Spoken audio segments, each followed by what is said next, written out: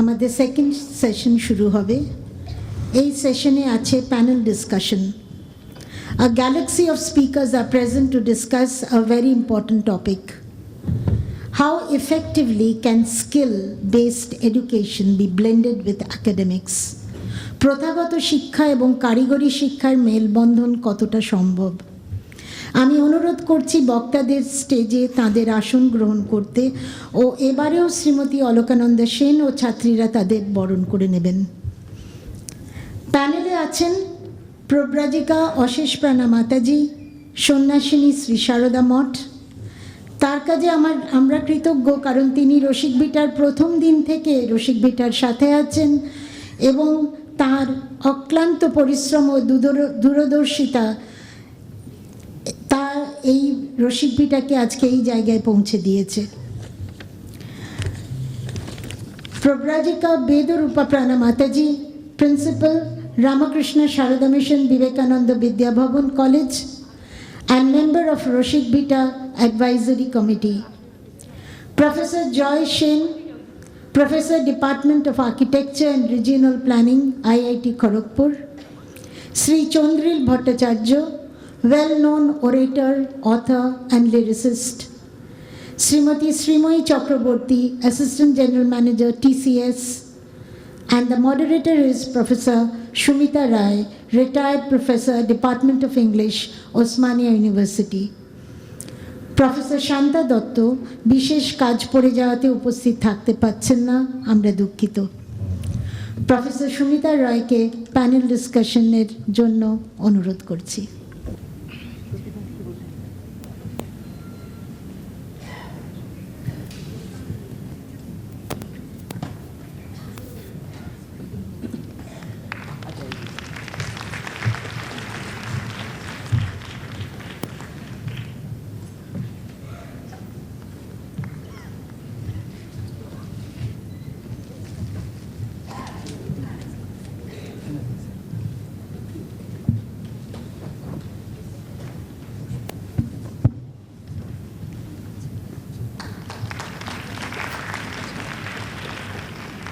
Since 4:15 to 5:45, but we are starting at 5.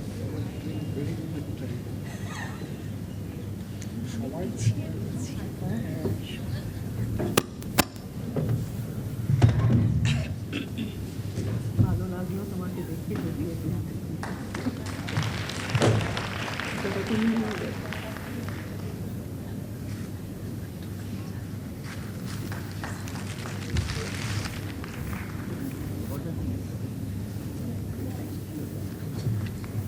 ভালো হয়েছে।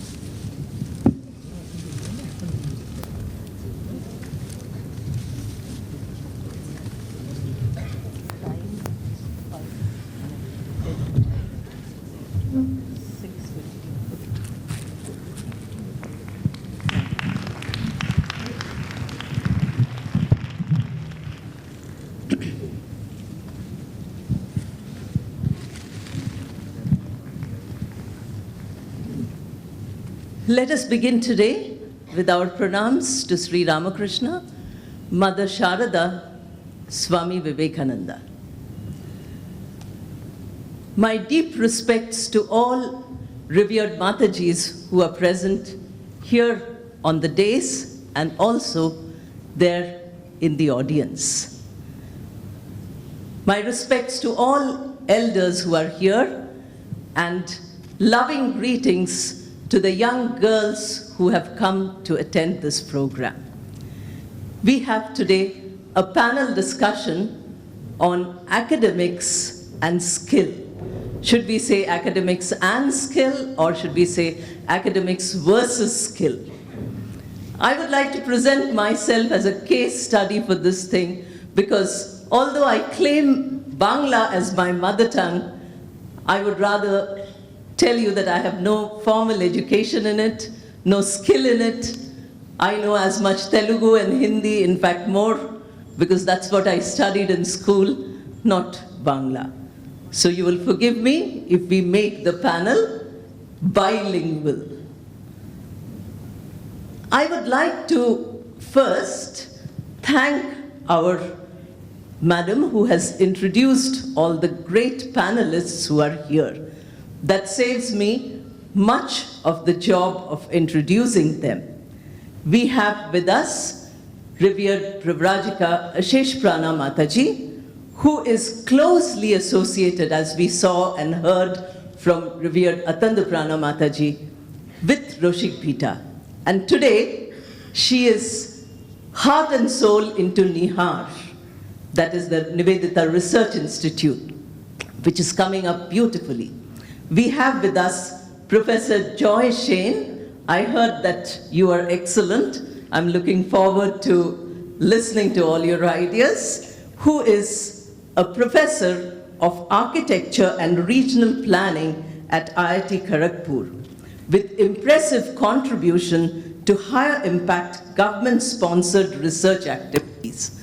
I received a long biodata, which I of course could not use here. We have revered Pravrajika Vedarup Prana Mataji, very dynamic principal of Sri Ramakrishna Sharada Vivekananda Vidyabhavan, which has recently got A+ grade accreditation from NAC. And if you see her in her campus, you will see what a dynamic lady she is. We have with us a very famous personality, I'm told, although we have not much contact with Bengal, Sri Chondril Bhattacharya. I hope I got your name right. Famous orator, author, and lyricist, recipient of national and regional awards. And he's supposed to activate, or he's supposed to stir up the panel. That's what I'm told. We have with us Srimati Srimoyi Chakraborty, who I'm told is the Assistant General Manager of TCS. I don't know if I got that right, who has an active role in talent development and youth employment program initiatives.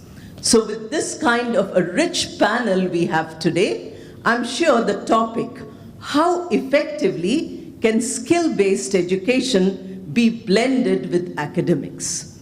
Before I hand over the mic, I would like to share a few points, maybe for a minute or two, with all your permission, the panelists and the audience. Now, we heard a lot from Professor Ray about AI, and that is, I also enjoyed Madam's beautiful lecture where she told us many things about women's empowerment. Now, when we are talking in terms of AI, we have to understand that when we are talking about skill and academics, we might have to give it newer definitions, a more open definitions. As Thakur would say, Joto mot toto pot. Therefore, if we give only traditional definitions, we are not doing good. A culture which is based on a foundation, Vidya Dadati Vinayam. Vidya and Vinayam are the two ends of what we are discussing today.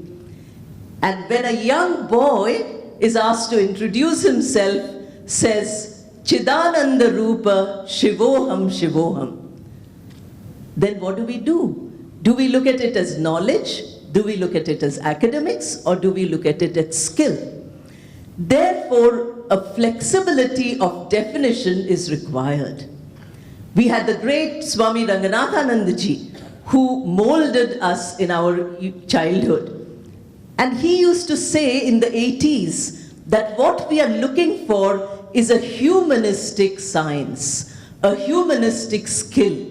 So if we are talking about skill as vocation, then is it really humanistic? Because are we also learning attitudes and behavior in addition to academics?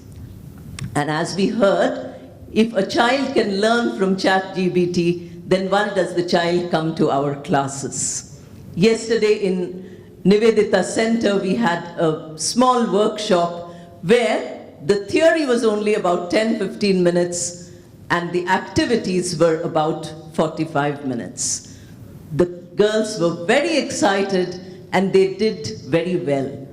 So are we going to change? As academicians, we keep thinking that this is it.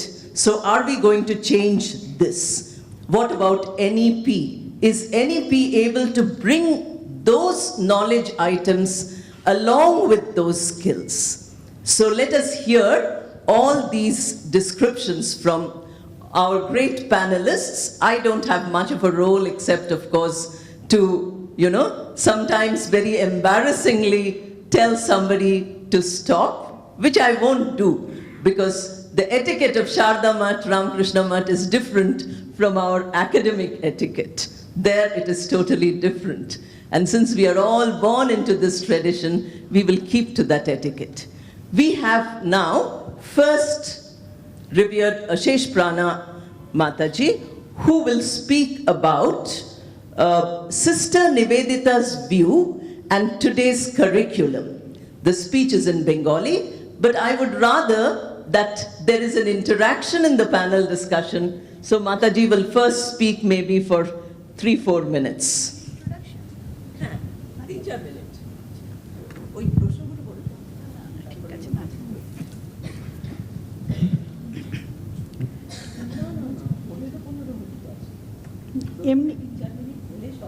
Just As you wish, should we have it fully in one go or should we have it? We can have a round. No. Should it be, what he's saying, should she finish speaking all the 20 minutes? Then the discussion হবে না, না? Panel. I also feel panel হবে। ঠিক আছে কি করব তাই বলবো তো ছোট্ট করে জাস্ট সর্ববিদ্যা স্বরূপাং শারদাং প্রণমাম্যহম সর্ববিদ্যা স্বরূপিণী শ্রী শ্রী মাকে আমার ভক্তিপূর্ণ প্রণাম জানাই সম্মুখে উপস্থিত মাতাজিদের অভিনন্দন এবং শুভেচ্ছা জানাচ্ছি উপস্থিত সুধীবৃন্দকে আমরা জানি যে এটা রসিকভিটা সারদা মঠের শিক্ষা ও সংস্কৃতি পীঠের 25 বছর তাতে একটা মহতি এবং একটা বিশেষ গুরুত্বপূর্ণ বিষয়ের ওপর আলোচনার ব্যবস্থা করা হয়েছে আর তাতে সামিল হয়েছেন অনেক বিখ্যাত এবং গুণীজন তাদের জন্য রইল আমার অকৃত্রিম শ্রদ্ধা সবাই তো শুনছেন যে স্কিল আর অ্যাকাডেমিক্সের মেলবন্ধনের সাবজেক্ট আর এই যে সাবজেক্টটা এই সাবজেক্ট যথেষ্ট গুরুত্বপূর্ণ এই কারণে যে এর ওপরেই জাতির ভবিষ্যৎ নির্ভর করছে তাই জন্য তার উত্তর খুঁজতে গিয়ে সিস্টার নিবেদিতার ওই অনেক রচনা সম্ভার এডুকেশনের ওপরে শিক্ষা চিন্তা ভাবনায় খুঁজতে গিয়ে তার উত্তর পেলাম সিস্টার যেন দূর থেকে বলতে চাইছেন শিক্ষা বলতে কতগুলো তত্ত্ব মাথা ভরানো নয় মানুষ হতে হবে নট ইনফরমেশন বাট ফরমেশন তাই আরও যে শিক্ষা স্কিল আর অ্যাকাডেমিক্স মিশে যে ব্লেন্ডিংয়ে যে শিক্ষাটা হয় তাকে আজকের জগতের জীবনযুদ্ধে এবং জীবনযুদ্ধে দাঁড়াতে পারবে শিক্ষা বা রিয়েল ওয়ার্ল্ড রেডিনেসটা কি হবে তার মতে চাই শিক্ষা স্কিল অতি অবশ্যই চাই আমাদের অ্যাকাডেমিক্স প্লাস তার সঙ্গে লাগবে ভ্যালু অর্থাৎ মূল্যবোধ এই তিনটির সঠিক সমন্বয়ে শিক্ষাকে হতে হবে আমরা সকলেই জানি যে নিবেদিতা 16 নম্বর বোসপাড়া লেনে ভারতীয়ভাবে ভারতীয় মেয়েদের জন্য একটা স্কুল খুলেছিল, কিন্তু যখন একেবারে শেষে স্বামীজি তখন আর 6 দিন এই মর্তধামে থাকবেন, সেই সময় স্বামীজি ওকে জিজ্ঞেস করেছিলেন লাস্ট কথা যে what is your future project, তখন ও উত্তর দিয়েছিল university settlement rather than school. এটা কিন্তু উনি শিক্ষার মধ্যে ওনার একটা ড্রিম ছিল, তাই সে কথায় যাচ্ছে না, কিন্তু উনি একথা ভারতীয় মেয়েদের জন্য চিন্তা করে গেছেন। আর এটা কি আমরা কেউ জানি ওনার সেই বিশাল ব্যাপক যে চিন্তা ভাবনা শিক্ষার, তাতে হিনসন ন্যাশনাল এডুকেশন ইন ইন্ডিয়া কেউ বইতে তার সঙ্গে আরও অনেক প্রবন্ধ, অনেক চিঠিপত্র আছে শিক্ষা ভাবনার উপর অনবদ্য। তাই জন্য উনি কি চাইতেন, উনি বলতেন I am living with thinking on the problem of education. কি করে ভারতের প্রকৃত সন্তান তৈরি হবে, কি করে সত্য শিক্ষা হবে, কি করে ঠিক মানুষ হবে। তাই জন্য বলতেন তোমাদের শিক্ষা হবে তোমাদের অর্জিত যে ঐতিহ্য সেগুলোকে ধরে রেখে আধুনিক শিক্ষা জগতের সঙ্গে মিলিয়ে তাদের সঙ্গে যেন একটা জীবন্ত যোগসূত্র থাকে।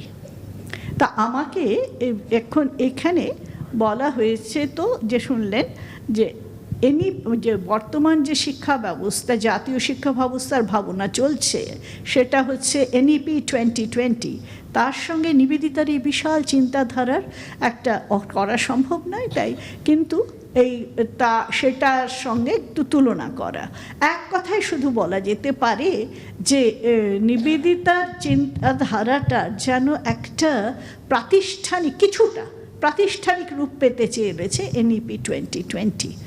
আমি এর পরবর্তীকালে যখন আবার আমি সুযোগ পাব তখন কিছু প্রশ্ন, এই প্রশ্ন নিয়ে কথা হচ্ছিল না, কতগুলো ভাইটাল প্রশ্ন তুলে সেটা একটু কম্পেয়ার করে দেখব এই দুটোর মধ্যে কি মিল আছে কি অমিল আছে। এই পর্যন্তই হচ্ছে আমার ইন্ট্রোডাকশন আমার যে টপিকটার ইন্ট্রোডাকশন। অনেক ধন্যবাদ।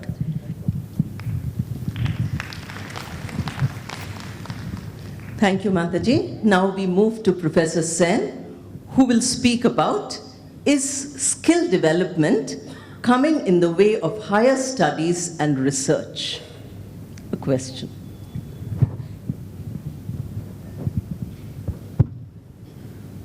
বাংলায় বলছি। আচ্ছা, না আপনি খুব সুন্দর মাঝখানে মধ্যস্থতা করছেন, তো অতটা হয়তো উৎকৃষ্ট সাংস্কৃতিক স্তরে ইংরেজি বলতে পারবো না, তা বাংলায় বলছি। সেটা হচ্ছে যে অজয়দার বক্তব্য তো আপনারা সকলে শুনলেন, প্রফেসর অজয় রায়। অজয়দার রামায়ণের গল্পটা তো আপনারা সকলেই শুনলেন। ওইটা রেশ ধরেই কথা বলি, তাহলে একটা যোগসূত্রতা থাকবে। তো যেই রামায়ণের পালাটা দুদিনে শেষ হয়ে যাওয়ার কথা ছিল, সেটা 7 দিন ধরে চলল। মানে যেন একটা 7টা স্তর বা একটা বইয়ের 7টা চ্যাপ্টার বা 7টা ক্যান্টো একটার পর একটা পাতা উল্টে উল্টে যাচ্ছে। এবং মজার ব্যাপার দেখুন, অজয়দার গল্পে যে গ্রামের লোকেরা কিন্তু বিরক্ত হচ্ছেন না, তারা বেশ আনন্দ পাচ্ছেন। এবং ওই যে অন্নপালার যে অ্যাক্টর, সে 100 টাকা 100 টাকা 100 টাকা করে পকেটে ভরছে এবং সেও ইনভলভড হচ্ছে। অজয়দা ইনভলভমেন্টের মানে একটা কিছুর মধ্যে নিমজ্জিত হওয়া, ইমার্সড হওয়া, তার কথা বলছেন। এবং স্তরে স্তরে স্তরে 7 দিনের মধ্যে রামায়ণটা একটা নতুন রূপ পেল। ভগবানের কথা নাকি সুর অসুরের সংগ্রামের কথা, সেগুলো বড় কথা নয়। আরও বড় কথা হলো যে যেটা দুদিনে শেষ হয়ে যাবার কথা ছিল, সেটা অনেক ভালোবাসা, অনেক ধৈর্য, অনেক স্তরের মধ্যে দিয়ে উন্মোচিত হলো। মানে একটার পর একটা, একটার পর একটা। এই একটার পর একটা যে উন্মোচন হওয়ার যে অনেস্টি, আমাদের মধ্যে যে প্রক্রিয়াগত যে পরিস্কৃতি বা সত্যের প্রতি যে মূল্যবোধ আছে, সেটাই হচ্ছে শিক্ষার মূল কথা। এবং সেটাই স্কিল, সেটাই স্কিল, সেটাই স্কিল। একটা জিনিসকে নিয়ে লেগে থাকা দিনের পর দিন, সেটাই হচ্ছে স্কিল। একটা ঘটনায় চলে যাচ্ছি, সেটা হচ্ছে 1934, তখন রবিশঙ্কর উদয় শঙ্করের দলে কাজ করেন, মানে বাজান। সেই সময় উস্তাদ আলাউদ্দিন খাঁয়ের সাথে দেখা হয়, ছোট্ট করে বলি। তারপরে উনি খুব আকৃষ্ট হন। তখন উস্তাদজি বলেন, যদি ভালো করে শিখতে চাও তাহলে এইসব তিরিং বিরিং করা, এদিক ওদিক যাওয়ার থেকে বিরত হতে হবে, মাইহারে আসতে হবে, একেবারে বসে রেওয়াজ করতে হবে, অন্তত 1-2 বছর রেওয়াজ করতে হবে। মানে একেবারে সকালে একটু 10-15 মিনিট বসলাম সেতারটা নিয়ে, আর সন্ধ্যের সময় 5-10 মিনিট বসলাম, এরকম না। এবারে ঘন্টা 2-3 ঘন্টা, সকালে একটু বেলার দিকে 2-3 ঘন্টা, এবং সন্ধ্যের রাগের সাথে আরো 4-5 ঘন্টা। পণ্ডিতজি পরে বলছেন যে একদিন মনে হতো যে কখন যে খাবো আর কখন যে শোবো সেটা পর্যন্ত খেয়াল নেই। মানে একটার পর একটা রাগ উন্মোচিত হচ্ছে, একটার পর একটা, যেটাকে আমরা বলি একটা কোনো কিছুর উপরে কন্ট্রোলস, একটা কোনো কিছুর উপরে কন্ট্রোল আছে, সেটার যে প্লাকিং, তার উপরে কন্ট্রোল আছে। আর উল্টো দিকে ওনার গুরু ভাই বসে আছেন আলী আকবর খাঁ সাহেব, ওনার তো আবার কোনো ফ্রেটই নেই, এমন একটা ইনস্ট্রুমেন্ট যেটা হচ্ছে স্লাইডিং গিটারের মতন। মানে কোথায় যে আঙুল বসবে, একটু বাদিক ডান দিক হয়ে গেলে ভুল স্বর। সেখানে আঙুল বসাতে গিয়েই বছর 1.5-2 চলে গেল। শরৎ যারা শেখে তাদের প্রায় 1.5-2 বছর লাগে আঙুল বসাতে, কি কঠিন কাজ। তো এই কথাটা বলতে গিয়ে আজকে আমার সকালবেলা চন্দ্রিল দা পাশে বসে আছে, দারুণ একটা লাগছে। আমার একটা জিনিস হঠাৎ দেখলাম বেরোচ্ছে যখন বাড়ি থেকে, সেটা পড়ে আছে, এটা আমার বাবার কাছ থেকে পাওয়া একটা স্কেল। আমি এটা নিয়ে এসেছি সাথে, একটা স্কেল। এই স্কেল হচ্ছে একটা ফাউন্ডেশন অফ দ্য স্কিল। এটা 1962 আগে এটকো করে একটা কোম্পানি, এখানে কিন্তু কোনো সেন্টিমিটার ফিট বলে কিছু নেই, সব 1/2, 1/4, 1/8, 3/8 এরকম সব আছে। 1950-এর আগে এইভাবে সমস্ত মাপঝোঁক হতো, স্কেলিং হতো। এই স্কেলিং এর সাথে স্কিল শব্দের একটা বিরাট মিল আছে। রবীন্দ্রনাথ বলছেন যে পৃথিবীতে যদি এই যে স্বরসমষ্টি, সেতারের সা রে গা মা পা ধা নি, ডো রে মি ফা সো লা টি, একটাই তো বিজ্ঞান আছে, সেজন্য পশ্চিমের লোকরা যেখানে গিয়ে পৌঁছেছে, পূবের লোকরা সেখানেই গিয়ে পৌঁছেছে, সত্য একটাই। এবং কালার ফান্ডামেন্টালস, সেখানে 7টা রঙের যে ব্যান্ড। রবীন্দ্রনাথ অবন ঠাকুর এবং আচার্য ক্ষিতিমোহন সেনকে বলছেন, বলে দেখো এই দুটো ফান্ডামেন্টালস যদি একবার ক্লিয়ার হয়ে যায়, কালার ফান্ডামেন্টালস আর মিউজিক্যাল ফান্ডামেন্টালস, তাহলে বোধহয় পৃথিবীতে আর জানবার কিছুই রইল না। রবীন্দ্রনাথ যে কি বলতে চেয়েছিলেন সেটা পরে আরো পরিষ্কার হয়েছিল। খুবই দুর্বোধ্য একটা বই, সেটা হচ্ছে সিক্রেটস অফ দ্য বেদাস, সেটা শ্রী অরবিন্দ এক্সপ্যান্ড করেছিলেন স্বামীজির ভেদিক রিলিজিয়াস আইডলসের উপরে। সেখানে খুব কঠিন দুর্বোধ্য ভাষায় এগুলো নিয়ে আলোচনা আছে। তো মিউজিকে দেখুন একটা মাপবার ব্যাপার আছে। হ্যাঁ, আজকে যে আকার অঙ্কনের জগৎ, সেখানে একটা মাপবার ব্যাপার আছে। আজকে যে প্রথম যে একটা শিশু যে জন্মাচ্ছে, সে জন্মেই একটা কথা বলছি, আলাউদ্দিন খাঁ সাহেব একদিন দেখছেন শুরুতেই রবিশঙ্কর আলী আকবর হড়বড় করে কি একটা করার চেষ্টা করছেন, তখন উনি প্রায় তানপুরাটা তুলে মাথায় মেরে বলতে গেলেন যে এখনো গানের অ আ ক খ শিখলে না, আর এত হড়বড়ানি গানের অ আ কথা, মানে মাপা শিখলে না, সা রে গা মা এবং রে গার মাঝখানে যে রের কতগুলো মাইক্রো টিউনস আছে, শুদ্ধ রে, কোমল রে, সেগুলো সম্বন্ধে সঠিক জ্ঞান হলো না, আঙুলগুলো ঠিক জায়গায় পড়লো না, ঠিক স্ট্রোক হলো না। স্ট্রোক যদি ঠিক না হয় তাহলে তো মীরের কাজ হবেই না, মীর বেসুর থেকে বেসুরে গিয়ে পড়বে, সেগুলো যদি না হয়, এত হড়বড়ানি। তো এই হড়বড়ানির মধ্যে দিয়ে কোনো স্কিল ডেভেলপমেন্ট হয় না। তো একটা শিশু যখন জন্মায়, আমি খুব দ্রুত শেষ করছি, আরো কিছু বক্তব্য যদি আরেকটা রাউন্ড হয় বলার চেষ্টা করব। এই হড়বড়ানির মধ্যে দিয়ে স্কিল হয় না, এর মধ্যে দিয়ে একটা ধৈর্য, স্থৈর্য, ভালোবাসা তো প্রথম থেকে আসে না, ভালোবাসাকে জাগিয়ে দিতে হয়, ভালোবাসাকে উস্কে দিতে হয়। স্বামীজি এমন একজন ছিলেন যে মরা মানুষ জেগে উঠত, জীবন বোধের ভালোবাসা জেগে উঠত, মনে হতো যেন আরেকবার চেষ্টা করি। স্বামীজিকে দেখে যেন মনে হলো যে আরেকবার চেষ্টা করি, আরেকবার ট্রাই করি, এডিসনের কথা, আরেকবার চেষ্টা করি, let me try for the 99th attempt. 100th অ্যাটেম্পটে গিয়ে উনি সাকসেসফুল হয়েছিলেন ওই ইলেকট্রিক্যাল বাল্বের যে এক্সপেরিমেন্টটা।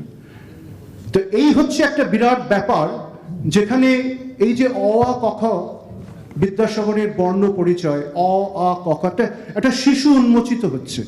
সেই একদিন হয়ে যাচ্ছে বিভূতিভূষণ, এবং সে এমন লিখছে যেখান থেকে অনুপ্রাণিত হয়ে আরেকজন তার জীবনের মোটামুটি প্রথম 3-4টে ছবির মধ্যে প্রথম 2-3টে ছবি বানাচ্ছে, তাতে সে একদম পৃথিবী জোড়া খ্যাতি জোগাড় করছে। সত্যজিৎ রায়, কলা ভবনের ছেলে, ডিগ্রিটা পর্যন্ত কমপ্লিট করেননি, পরবর্তীকালে ওনাকে ডিগ্রিটা পাঠিয়ে দেওয়া হয়েছিল যে আপনাকে ডিগ্রি দেওয়া বা ডিগ্রি না দেওয়াটা একই ব্যাপার, কারণ আপনি এত স্কিলড এবং স্কিল ছাপিয়ে এমন একটা জায়গায় চলে গেছেন যে এই বায়োস্কোপের জগৎটাকে জীবন্ত করে তুলেছেন। তো আমাদের এডুকেশনে এই যে অ আ ক খ এবং তারপরে জল পড়ে পাতা নড়ে, অর্থাৎ এই অ আ ক খ গুলোই তো মিলে জল পড়ে, জল পড়ে, এবং তার থেকেই কবির ছন্দে দেখলাম পাতা নড়ে। এই কাব্যিক, এই নান্দনিক, এই ছন্দময়, এই সুষময় ভাবনা, তখন শিশু বাড়ির বাইরে গিয়ে দেখছে হ্যাঁ বৃষ্টির জল পড়ছে আর পাতাগুলো নড়ছে। রবীন্দ্রনাথের যে সহজ পাঠ, বিদ্যাসাগরের যে অ আ ক খর যে প্রথম প্রচেষ্টা, সেগুলো মূর্ত হয়ে উঠছে। অর্থাৎ আমাদের যে এই যে স্কেলিং, এই যে স্কেলটা, এটা আমার খুব মনে পড়লো, এটা বাবা আমাকে দিয়েছিলেন 1962 আগে, আমার ওই বছরের জন্ম। চায়না ভারতবর্ষকে আংশিক আক্রমণ করেছিল, তবে কোনো একটা স্কিলের অভাবে ভারতকে ছেড়ে চলে গেছিল, মানে আক্রমণটা উইথড্র করেছিল। ভাগ্যিস, কারণ তখন ভারত কোনোভাবেই স্কিলের দিক থেকে প্রস্তুত ছিল না চায়নাকে সামলানোর। আজও আছে কিনা সেই নিয়ে প্রশ্ন ওঠে। তো এইখানেই শেষ করছি যে এডুকেশন আর স্কিল দুটো আলাদা করে দেখবার খুব দরকার আছে কি? হয়তো আছে, কিন্তু দরকার আছে কি? সেখানে এই যে মাপবার বন এবং মাপতে মাপতে যে ভালোবাসাকে জাগিয়ে তোলা, এই বোধহয় আজকে সে ন্যাশনাল এডুকেশন পলিসি বলি আর 100 বছর আগে সিস্টারের সেই জ্বালাময়ী বাণী বলি, সেই একই তো কথা। এগিয়ে যাওয়ার পথে সেই ভালোবাসাকে জাগিয়ে নিয়ে যাওয়ার কথাই হচ্ছে skill. Thank you, sir. We have heard two very important points. One which Mataji mentioned about values, and the other is a natural blending of still and academics, which we heard from Professor Sen. Now I request revered Vedrup Prana Mataji. The topic on which she will speak is challenges faced by colleges, since she heads a college, in implementing a blend of academics and skill-based curriculum. That, of course, is the field work for the topic which we are only discussing theoretically today.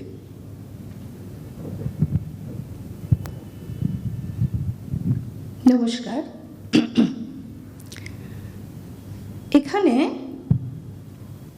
Topic হলো how effectively can skill based education be blended with academics. আমি আমার একটি অভিজ্ঞতার কথা বলছি। আমাদের কলেজটি সম্পূর্ণভাবেই main stream education করানো হয়। সেখানে একটি বিএ ডিগ্রি কলেজ, সেখানে বিএ ডিগ্রির জন্য ছাত্রীরা পড়াশুনো করে এ পর্যন্তই, এবং তাতে সফলভাবে ইউনিভার্সিটিতে খুবই ভালো তাদের পজিশন থাকে, টপার হয়।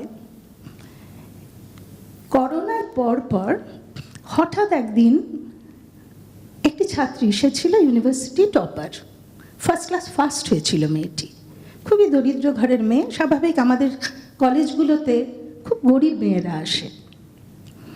মেয়েটি একটি ছোট শিশুকে নিয়ে হাতে এসে আমার কাছে এসে দাঁড়ালো। আমি চমকে উঠে বললাম, তুমি এখন কি করছো, কি করো তুমি? বলে, কিছু না। কেন?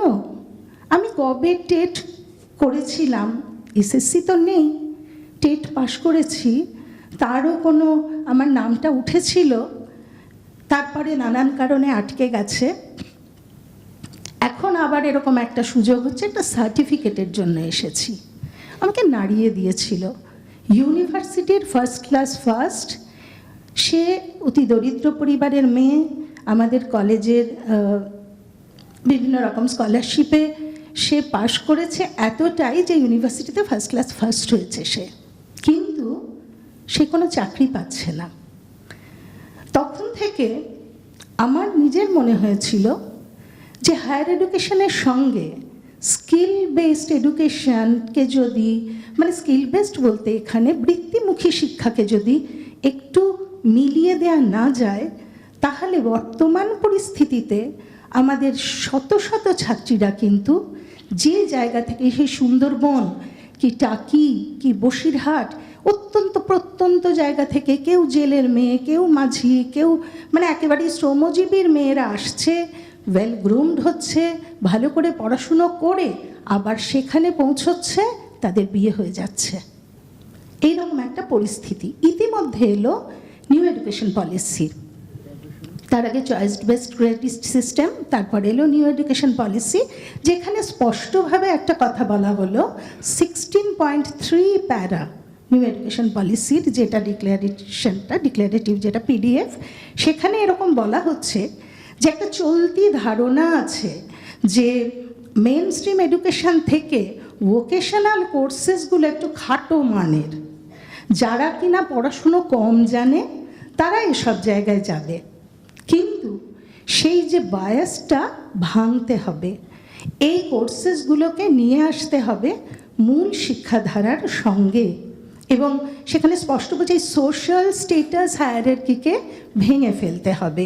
সুতরাং স্কিল বেসড এডুকেশন এবং হায়ার এডুকেশন একই সাথে কলেজগুলোতে চলবে, অবশ্যই স্কুলগুলোতেও চলবে। এটা বলা হয়েছে, করাটা খুব কঠিন। আমি এটুকুই বললাম, করার প্রশ্নগুলো, চ্যালেঞ্জগুলো পরে আসবে। Thank you, Mataji. Very valid point about hierarchy, which I think all of us know how certain things, STEM is considered to be very good.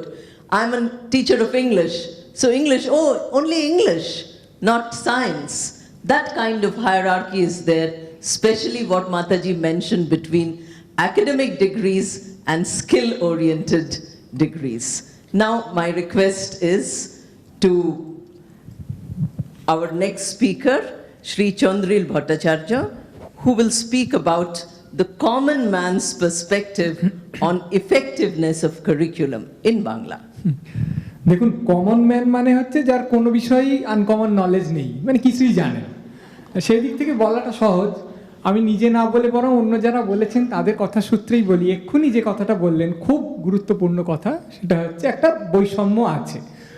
যে আমরা যখন ছোট ছিলাম, আমার মনে হয় আপনারা অনেকেই আছেন যারা হয়তো আমার বয়সে, প্রাগৈতিহাসিক কালে আমরা ছোট ছিলাম, কিন্তু ছিলাম তো। তখন যখন পড়াশোনা করতাম, সাধারণত ধরা হতো যে পড়াশোনার উদ্দেশ্য হচ্ছে জ্ঞান সঞ্চয়।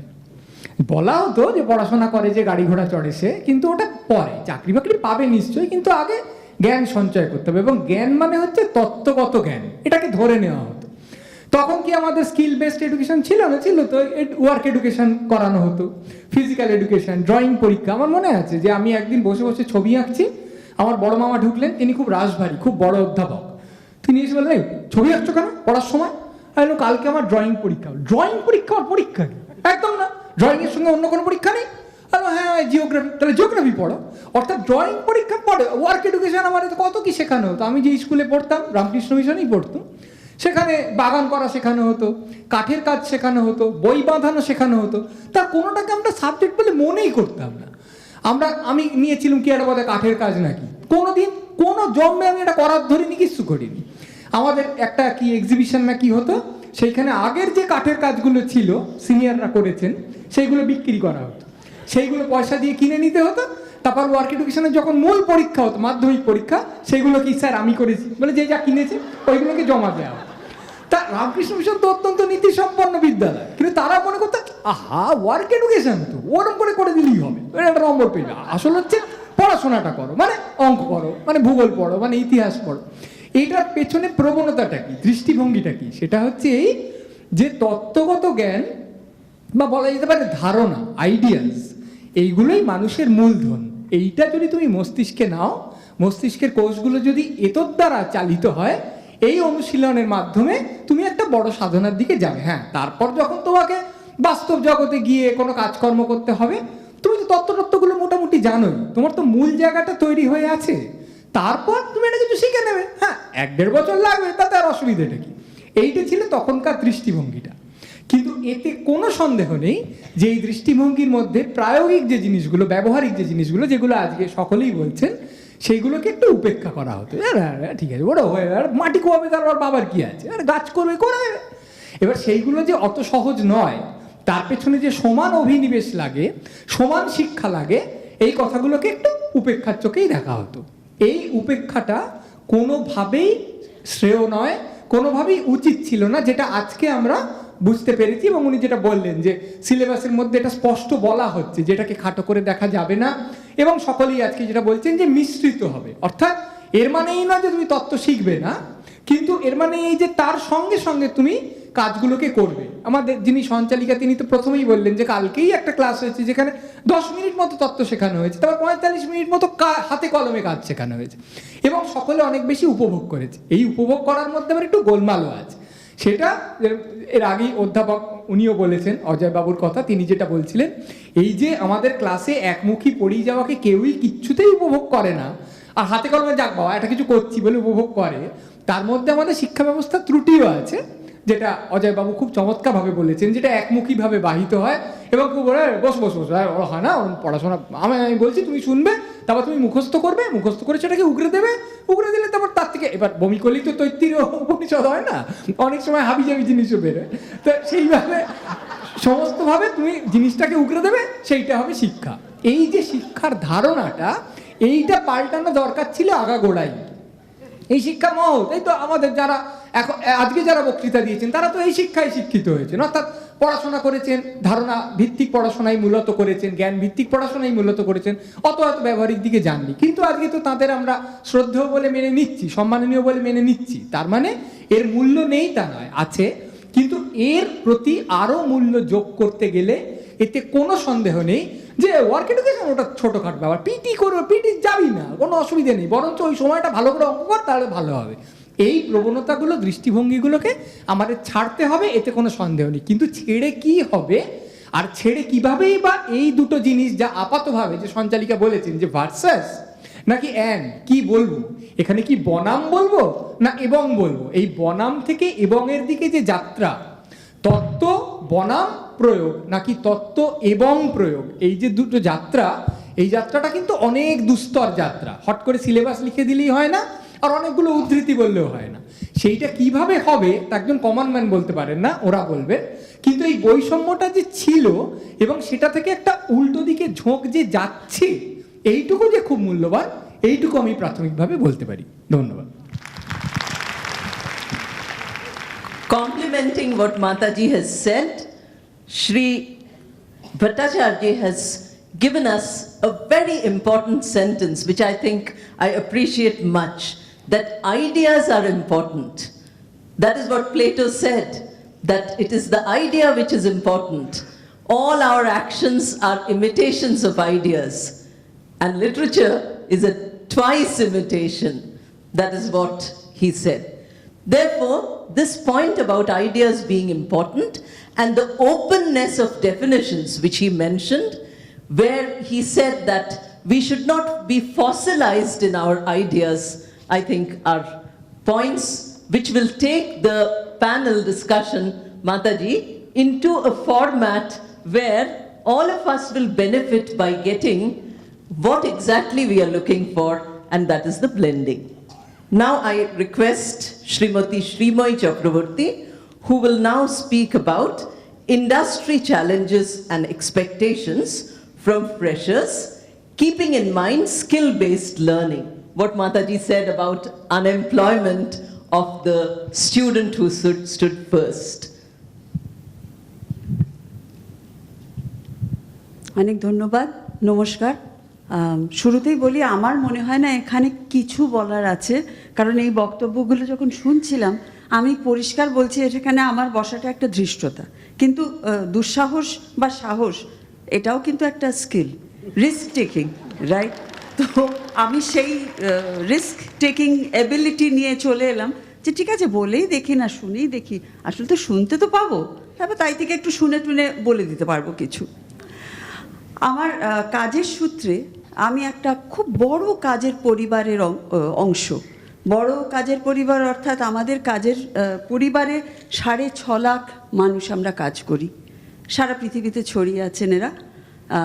এরা আমার সহকর্মী এবং যেহেতু বুঝতে পারছেন এত মানুষ কাজ করে একসঙ্গে, আমরা তো মাল্টি জেনারেশন। আমার মতো বৃদ্ধ একদিকে আর একদম নতুন প্রজন্ম এসে গেছে আরেক দিকে। আর নতুন প্রজন্মকে আমরা তো একটা বিশেষ নামে ডাকি, জেনজি। এটা আমরা খুব পরিচিত, এখানে অনেকজন জেনজি আছেন বলেই আমি ধরে নিচ্ছি। আর একটা অনুরোধ করব, আমি যেহেতু একটু দুঃসাহস করে ফেলেছি, আপনারা একটু আমায় সাহায্য করলে খুব ভালো হয়। আমি হয়তো একটু কথার মাঝে ছোটোখাটো একটা প্রশ্ন করব, প্লিজ একটু হ্যাঁ নায় জবাব দেবেন বা হাত তুলবেন, তাহলে আমি জানবো যে আপনারা আমার সঙ্গে আছেন, আমি একটু সাহস পাবো। একসঙ্গে হাতে হাত মিলিয়ে একটু চলি, আপত্তি আছে? জোরে শুনি। ও লাভলি, বিউটিফুল। সো এবার coming back two Gen Z. Gen Z এই বয়স রেঞ্জটা যেটাকে বলা হচ্ছে, এটা হলো 13 থেকে 28, 2025-এ যাদের 13 থেকে 28 বয়স। বুঝতেই পারছেন এদের মধ্যে অনেকে কাজের জগতে চলে এসছেন আর অনেকে তৈরি হচ্ছেন, প্রস্তুত হচ্ছেন। এখানে যখন ওদের সঙ্গে আমরা কাজ করি তখন আমরা শিখি যে কিভাবে আমরা ওদের সঙ্গে খুব সমানভাবে পা ফেলে কাজ করতে এগোবো।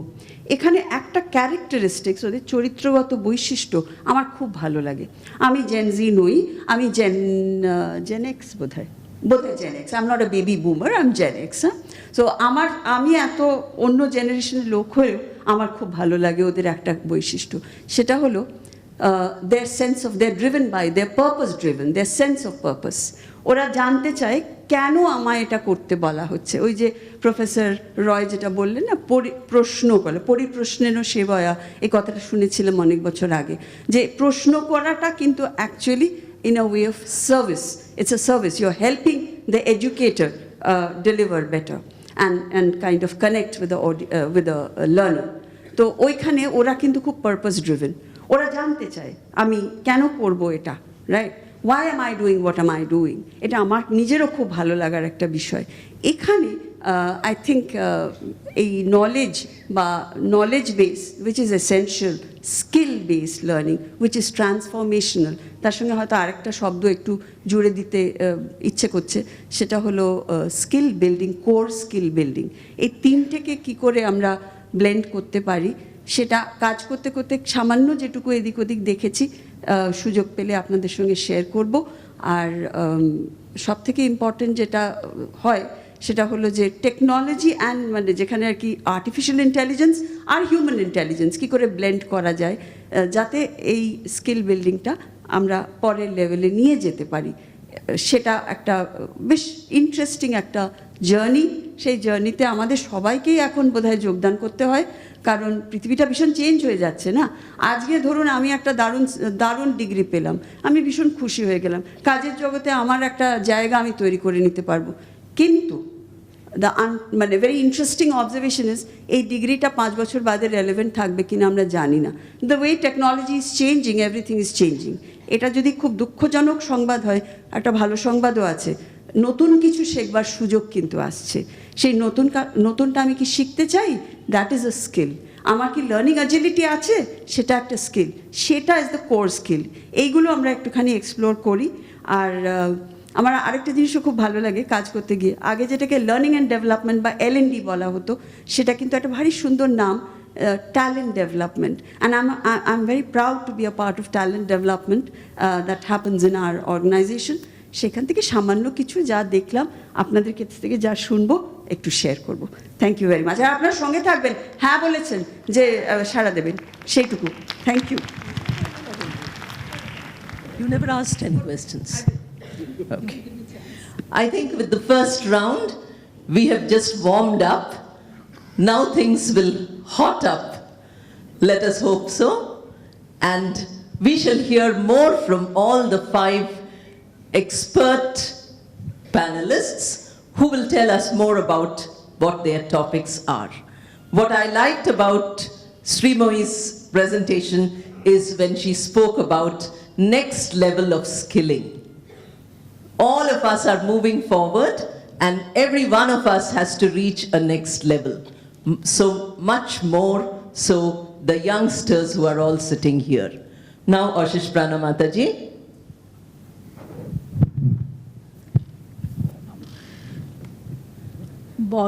নিবেদিতার কথা বলতে গেলে পরে পুরনো কি হবে বা ওটাকে ছেড়ে দিতে হবে এরম ব্যাপার নেই, কেন কি যা কিছু বলা বড় চিরন্তন। যাই হোক, তবুও বলি, নিবেদিতা বলতে ওনার ঠাকুরমা স্বামীজি নিবেদিতা, ইভেন যত আছেন তারা তো কি বলবেন, যেটা লাস্টে বলে গেলেন অজয় রয়, প্রফেসর অজয় রয়, যে বলছেন যে লাগবে কি, লাগবে হচ্ছে বললেন যে আমাদের সততা, অনেস্টি ইত্যাদি ইত্যাদি যে গুণগুলো, ওটা কি আগে লাগতো এখন লাগবে না কি?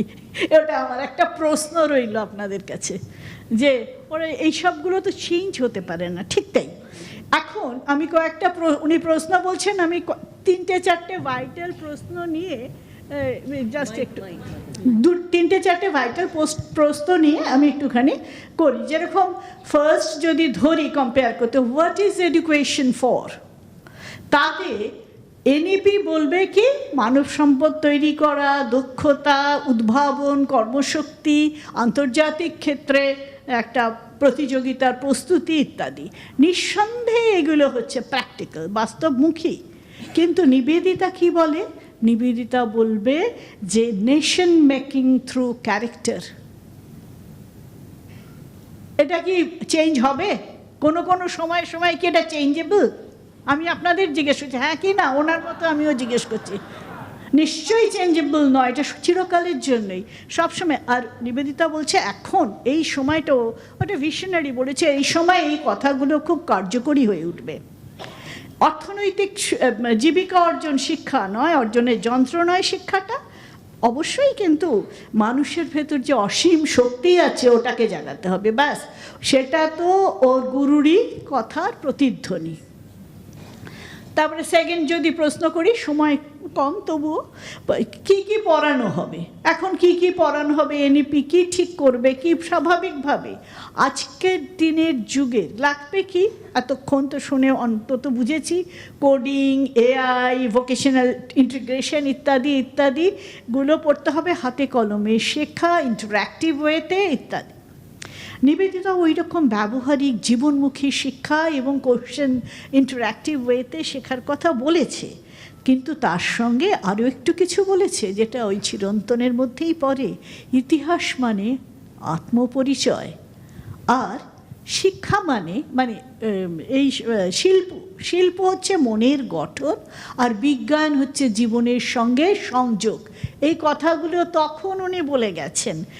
তাতে কি হবে, দেশের ওই কথাটাই, যে আমাদের দেশের ঐতিহ্যকে রক্ষা করে নতুন যুগের যে চাহিদাগুলো আসবে সেগুলো মেটাতে হবে। প্রাচীন, এক কথায় বলা যায় প্রাচীনকে আধুনিক করা আর আধুনিককে জাতীয়করণ। স্বামীজিও এই কথা বলতেন। আমি একটু শাস্ত্রের কথা ধরে বলি। সাধারণত স্বামীজি কত পঞ্চযজ্ঞের কথা বলেছেন। শাস্ত্রে আমাদের পঞ্চযজ্ঞ আছে, কি কি? এই দেবযজ্ঞ, ঋষিযজ্ঞ, পিতৃযজ্ঞ ইত্যাদি। তা সেইগুলো কি আমরা এখন যজ্ঞ করবো? মানে আগুন জ্বালিয়ে নিয়ে বসে আসো, শীতকালে মন্দ হয় না। কিন্তু কথাটা হচ্ছে যে আমরা এটাই বলতে চাইছি, যজ্ঞ বলতে মানে দেবযজ্ঞ মানে হচ্ছে গিয়ে সব মন্দিরে গিয়ে পুজো করা, সেগুলো তো আছেই, তার সঙ্গে বিজ্ঞান, গণিত, শিল্প সব কিছুর মধ্যে ওই দিব্য ভাবটা ফুটিয়ে তোলা, এটাকেও নিবেদিতা বলছেন এটা হচ্ছে দেবযজ্ঞ। আর ঋষিযজ্ঞ কী করছেন, আধুনিক করছেন কি করে? বলে যা কিছু সাধ্যায় সেটাই হচ্ছে যজ্ঞ, এবং বিশেষ করে বিভিন্ন যে ধর্ম, বিভিন্ন যে ভাষা, সব কিছুর পুস্তককে শ্রদ্ধা করা। তৃতীয় হচ্ছে পিতৃযজ্ঞ।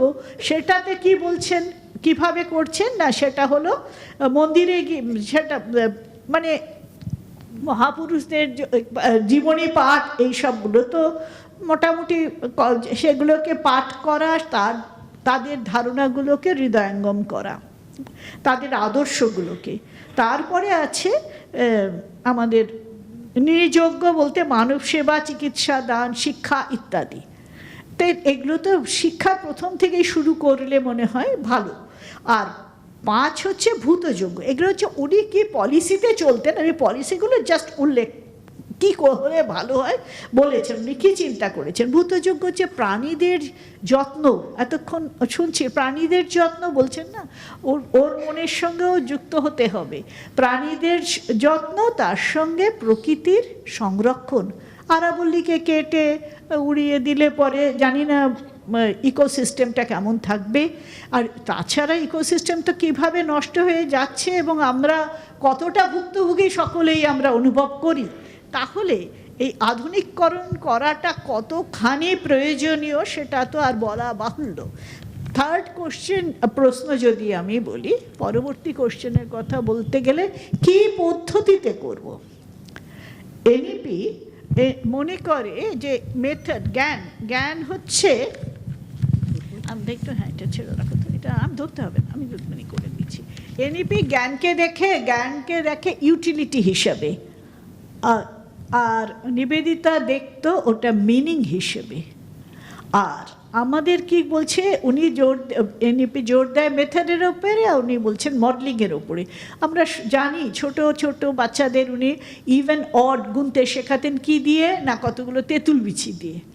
তারপরে তখনকার দিনে রক্তকণিকাকে চেনাচ্ছেন মাইক্রোস্কোপ এনে তার তলায় ধরিয়ে, আর সোজা ধরে একটা ছোট্ট বাছুর নিয়ে এসছেন ওই 16 নম্বরের উঠোনে সব চিনিয়ে দিতে। এই রকম করে উনি পড়িয়েছেন। আর ইতিহাসবোধ অদ্ভুতভাবে বলেছেন, বলে দেওয়াল লিখন দিয়ে ইতিহাস চেতনা গড়ে তোলার জন্য। আর কি বলছেন, মেয়েদের স্বয়ং সম্পূর্ণ করার জন্য উনি কি সেলাই শিখলেন, নিজে সেলাই শিখে ওদের সেলাই শেখাচ্ছেন। সেলাই শিখে জাস্ট আসতে দেবে না, মানে বাড়ির বউ ওদের সেই কীরকম অবস্থায় তখন মেয়েদের শিক্ষা শুরু হয়েছে। ছেলে যা মেয়েরা আছে একটু বড় হয়ে গেলে আর শিখতে পারবে না, বাড়ির থেকে বাধা। তখন নিবেদিতা করলেন কি করলেন শুনলে হয়তো এখনও আপনাদের মানে খুবই খারাপ লাগবে যে ওনার যে দুধটুকু খেতেন বরাদ্দ ছিল, সেই দুধ খাওয়াটাকে বন্ধ করে দিয়ে পয়সাটুকু নিয়ে ওদের উপকরণ কিনে নিলেন। কি না, কতগুলো পাঞ্জাবি তৈরি করার কাপড়, সুতো, এইসব কিনে ওদের দেওয়া হলো। বললেন বাবা, হাজব্যান্ড, তারপর দাদা সবার মাপ নিয়ে এসো। আর ওইগুলো দিয়ে ওরা পাঞ্জাবি বানিয়ে ওদের দিলেন। অপসর বাধা, অপসরণ হয়ে গেল। ওরা স্বাচ্ছন্দ্যে, ওরা ভাবছিলেন 6 জন আসবে, সেখানে 60 জন এলো। যাই হোক, কারণ নিবেদিতা যে অনুভব করতেন এডুকেশন হ্যাজ আ সোল। আর একটাই গল্প বলি, ওনার সৃজনশীলতাকে জাগিয়ে তুলতে হবে শিশুদের মধ্যে। যেমন শিশুরা ওদের একটাই 6-7 বছরের শিশু, আর ওদের সঙ্গে আরও 8-9 বছরের কিছু বাচ্চারা, ওরা তো বড়রা ভালো লিখতে পারছে, এই যে 6 বছরের শিশুটা অত পারছে না, তখন আমরা তোর দ্বারা কিছু হবে না বলে, তা তো উনি বললেন না। উনি কি করলেন, সুন্দর একটা লাল রঙের গোলাপ এনে টেবিলের পাশে রেখে বললেন, তুমি না ওটা দিয়ে একটা যা মনে হয় লিখে ফেলো। একটা আশ্চর্য ঘটনা ঘটে গেল। কিছুক্ষণ পরে উনি এসে দেখেন, উনি দেখছেন রোজ ইজ রেড বলে 12 লাইনের একটা কবিতা লিখেছে, 2-1টা বানান ভুল, কিন্তু অসাধারণ একটা কবিতা লিখেছে। তখন উনি অবাক হয়ে যে বলছেন, ইজ ইট পোয়েট্রি? তখন উনি বলছেন কি, মেয়েটির খুব একটু লজ্জা পেয়ে গেল, বলি ইয়াস। তাতে কি সকলে যত আছে বড় সবাই খুব প্রশংসা করলো। ওর সহপাঠীরা ওকে দেখে ওকে অনুসরণ করে ছোট ছোট কবিতা লিখতে আরম্ভ করলো। আর তাতে কি হলো, ওকে বেশ হিরো বানিয়ে ফেললো। আর তখন নিবেদিতা বলছে, it is creativity in education. আরেকটা লাগবে, ক্রিয়েটিভ এডুকেশন। এগুলো আমাদের মনে রাখার কথা, বারবার অনুধ্যান করার কথা। যে এটা কি করলেন, যে মিশনারিজ অফ নলেজ কীরকম হবে। কিংসলে বলে চার্চের এক পাত্রে সারা সপ্তাহ ধরে সব পাতা জমিয়ে রাখতো, আর সপ্তাহের শেষে শনিবার যে কাজের লোকগুলো সব সাধারণ কর্মী তারা যেত, তাদের ধরে নিয়ে এসে ওই মাইক্রোস্কোপের তলায় বটানি শেখাতো। ওদের মধ্যে থেকে একজন ওয়াচমেকার ছিল, তিনি একেবারে একজন বিখ্যাত বটানিস্ট হয়েছিলেন। দেন বলছেন যে এই এরকম মিশনারিজ ক্রিয়েটিভ হতে হবে। লাস্ট কোশ্চেনটা আমি বলছি, what is the outcome of, ওই যে শিক্ষা পড়ে জিজ্ঞেস করেন না, শিক্ষা দিয়ে আমি পড়ে কি করব, উনি বলতে মানে এনইপি জিজ্ঞেস করে শিক্ষা দিয়ে তার শিক্ষার্থীরা কি করবে, আন্তর্জাতিক ক্ষেত্রে সম্মানের সঙ্গে দাঁড়াতে পারবে, প্রতিযোগিতায় ভালো করবে। নিবেদিতা প্রশ্ন করতেন শিক্ষা দিয়ে কি হবে? সংস্কৃতির অধিকারী হবে, আগে নিজের দেশকে জানবে, ন্যাশনাল দেন ইন্টারন্যাশনাল। সহানুভূতিশীল হতে হবে, আসলে ভেতরটাকে জাগাতে হবে। শিক্ষা দিয়ে কতগুলো বুদ্ধির কৌশল শিখে উনি বলছেন সুচতুর একটা শাখা মৃগ বাদর তৈরি করা নয়, শিক্ষাতে সহানুভূতিশীল হতে হবে, সংবেদনশীল হতে হবে, হয়ে যেটা, আর তা যদি না হয় তো সমূহ বিপদ, এই বিপদগুলো আসছে বলেই তো আমরা চেঞ্জ করার কথা ভাবছি কি হতে পারে, কিন্তু উনি এগুলো দিয়ে গেছেন। এনইপি আর নিবেদিতা একটা কাঠামো, মানে আর এনইপি যদি একটা কাঠামো হয়, কোনো কাঠামোর যদি কি লাগে, একটা প্রাণ প্রতিষ্ঠা করতে হয়, আত্মা লাগে, নিবেদিতার চিন্তাগুলো সেই আত্মা হবে। প্রশ্ন বলছেন, এখন এই প্রশ্ন হলো, আমার প্রশ্ন রইল, এগুলো কীভাবে ইমপ্লিমেন্ট করা যায়, সেটা আমাদের যত এই সবাই এডুকেশনিস্ট এখানে যারা বসে আছেন সবার কাছে অনুরোধ করব, যদি আমরা সবাই এবং যারা আছেন চিন্তা করুন কিভাবে হবে। একমাত্র শিক্ষক কেমন হবে বলছেন, শিক্ষকের চরিত্রই হবে ওর ওই ক্লাসরুমের পাঠ্যপুস্তক, আর ছাত্র শিক্ষকের মধ্যে একটা আত্মিক যোগ থাকবে। উনি একজন গ্রেট টিচারের এক্সাম্পল দিয়েছে, তিনি হচ্ছেন great teacher of Dakshineswar Shri Ramakrishna. কেন না, উনি এক হাতে গোল্ড, বলছেন যে উনি এক হাতে গোল্ড ধরেছেন আর এক হাতে আর্ট ধরেছেন, ওনার নিজের, আমি বাংলাটাই বলছি, একবার এ হাতে নিচ্ছেন ও হাতে নিচ্ছেন, এ হাতে নিচ্ছেন ও হাতে নিচ্ছেন, নিতে নিতে এক সময় ওটাকে ছুঁড়ে ফেলে দিলেন। কখন ছুঁড়লেন? যখন ওনার বোধ হলো সোনা আর মাটি এক। ঠিক তেমনিভাবে উনি লিখলেন, similarly let us say India is all, I am nothing, I am nothing, India is all. Till one idea alone remains with us for throwing away. কি থ্রো করবে? সেলফ লাইফ, স্বার্থ, জীবন, স্বাচ্ছন্দ্য। কেন করবে না? দেশকে বা নিজের দেশকে এগিয়ে নিয়ে যাওয়ার জন্য।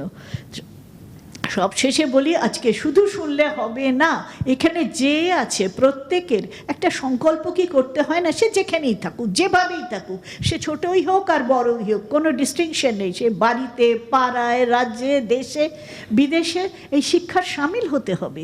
আর কেননা সবার কাছে শুনে এতক্ষণ বোঝা যাচ্ছে সারা বিশ্ব ধরেই এই চিন্তা করা হচ্ছে।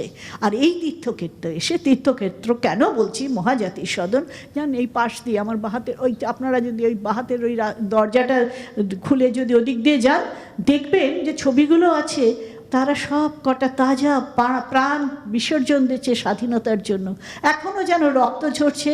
তা আর স্বামীজির বাণী ইকো হচ্ছে যে কি হচ্ছে না, be free and work for the freedom of universe, সেটাকে আমাদের শুনতে হবে, একটু কান পেতে শুনতে হবে, হৃদয় দিয়ে অনুভব করতে হবে, হাত এবং মাথা দিয়ে কাজ করতে হবে।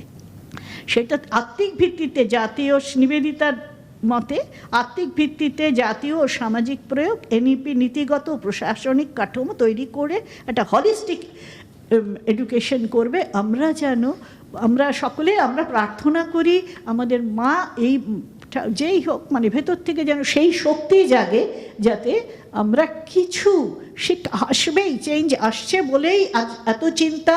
আরও বলছে পরবর্তীকালে এই চিন্তাটাকে আরও গভীর করে নিয়ে কাজে পরিণত করতে হবে।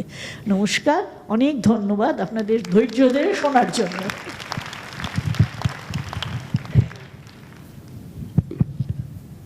Thank you, Mataji. Very important points about what of education, content, process and outcome of education, and very important point about academics being thought, word and action. Now she has asked a very significant question about how skill and academics should be blended. I would request all the other panelists to address this, but of course, time is limit. Mataji told me yesterday, আমাকে কিন্তু ভয় দেখিও না. That means she said, don't tell me that the time is getting over. So I didn't say anything, but I would request the panelists, because we have some other program, and let us say whatever we want to say in as brief as possible. Otherwise, my job becomes very embarrassing. I give it to Professor Shah. একটু গল্পতেই যাই, না হলে skill করতে গিয়ে একেবারে সর্বনাশ হয়ে যাবে। সেটাই আমাদের, মানে একদম স্কেল ডাউন হয়ে যাবে। এই স্কেলটা দেখছেন না, একদম তরতর করে ওপর থেকে নিচে নেমে আসবে। সেখানে না আছে কোনো অনুপ্রেরণা, না আছে কোনো ভালোবাসা, না আছে কোনো আশা, শুধু দুরাশা, একদম দুর্বাসা, এমন খুব ভয়ঙ্কর অবস্থা। কয়েকটা দ্রুত ঘটনায় যাচ্ছি। মাতাজি কি সুন্দর বললেন, নিবেদিতার কথায় যাচ্ছি। আপনারা অনেকেই জানেন যে 1900s যে ডিকেডটা, সেখানে রবীন্দ্রনাথের পুত্র রথীন্দ্রনাথ আমেরিকার থেকে, আরবানার শ্যাম্পেন থেকে বটানি, এগ্রিকালচারাল সায়েন্স সব শিখে টিকে এলেন। এসে বললেন, আমি কি করব শান্তিনিকেতনের, কি ভালো করব। রবীন্দ্রনাথ বললেন, দেখুন লক্ষ্য করে, রবীন্দ্রনাথ বলছেন যে তুমি অনেক স্কিলস ওখান থেকে জেনে এসছো, কিন্তু ভারতবর্ষের জন্য তুমি প্রস্তুত নও। ভারতবর্ষের যে জল, বায়ু, মানুষ, বিস্তার, বৈচিত্র্য, কত রকম কি, আমেরিকা তো একটা 250-300 বছরের সভ্য দেশ, আর এখানে 10,000 বছরের প্রাচীন সভ্যতা।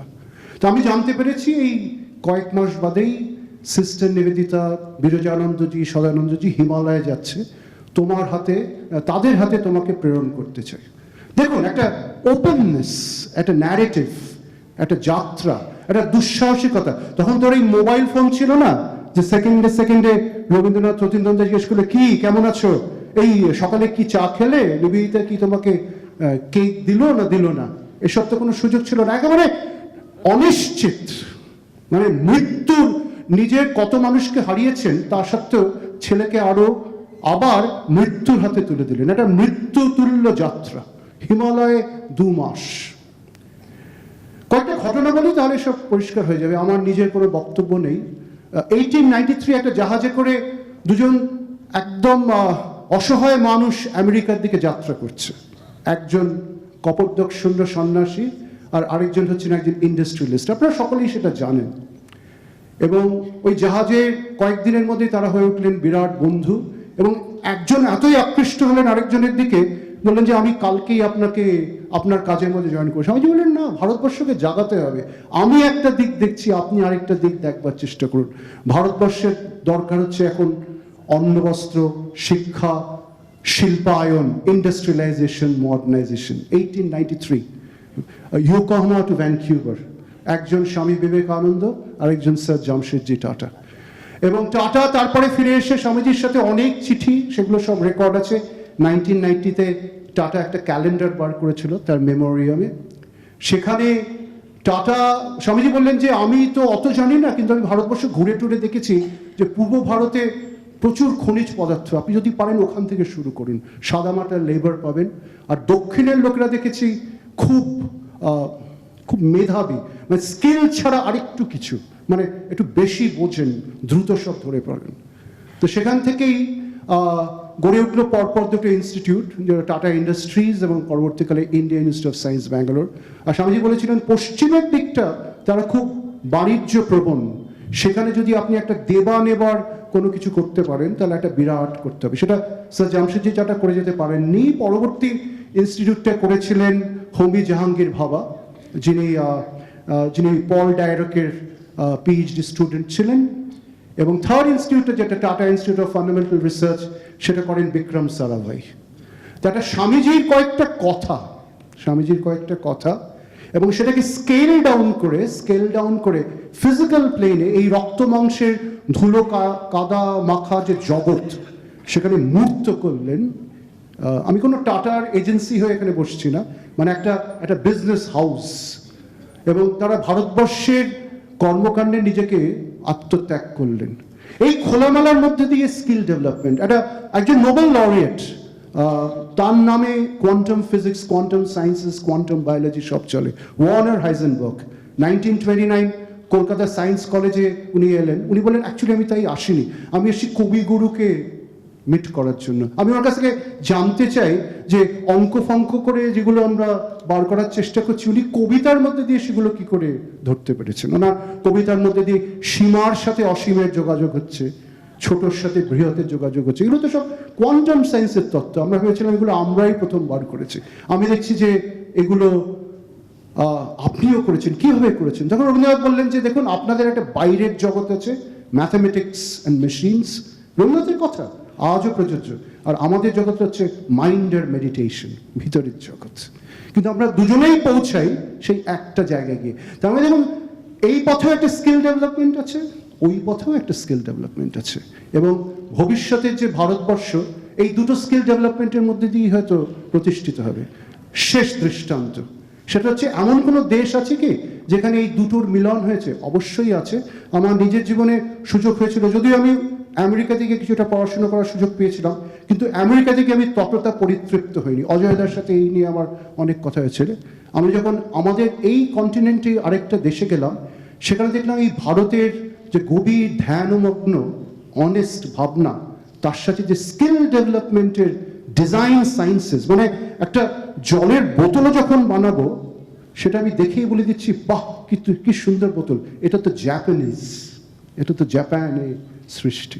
পৃথিবীর এমন একটা দেশ যে অন্তর্জগতের মধ্যে দিয়ে এই বহির্জগতের মধ্যে দিয়ে একটা মেলবন্ধন করেছে আজকের পৃথিবীতেই তো, এই কন্টিনেন্টেই তো। এবং ভারতবর্ষের প্রতি কতটা তারা শ্রদ্ধাশীল আপনারা অনেকেই জানেন। ওকাকুরা স্বামীজির বন্ধু, তারপর ওকাকুরা রবীন্দ্রনাথ ইত্যাদি ইত্যাদি ইত্যাদি। তাহলে সবই সম্ভবে যদি ইচ্ছা থাকে। এবং হিরোশিমা নাগাসাকির পরে সেই দেশটা জেগে উঠল এবং 1969-70 মধ্যে ওয়ার্ল্ড সেকেন্ড লার্জেস্ট ইকোনমিতে পর্যবসিত হলো তো। এবং সারা আমেরিকাও কেঁপে উঠলো, আমেরিকার কার ইন্ডাস্ট্রিগুলো শ্যাটার্ড হয়ে গেল, ড্যাটসন, টয়োটা, ইনোভা, আমি সমস্ত ভলভো, সাইট্রোজেন, বিভিন্ন সব গাড়িতে সমস্ত ইলেকট্রনিক্স মার্কেট ফ্ল্যাট করে দিল, সনি, স্যানিও, স্যানসুই, সমস্ত কিছু electronic camera, Minolta, Olympus flat করে দিল। একটা ছোট্ট দেশ, তাদের কি অভিপ্সা! একেবারে ফিনিক্স আগুনের মধ্যে থেকে দগ্ধ হয়ে তারা জেগে উঠলেন। কি fantastic skill development, design thinking. আমি শেষ করছি অজয়দার কথা বলতে দিয়ে।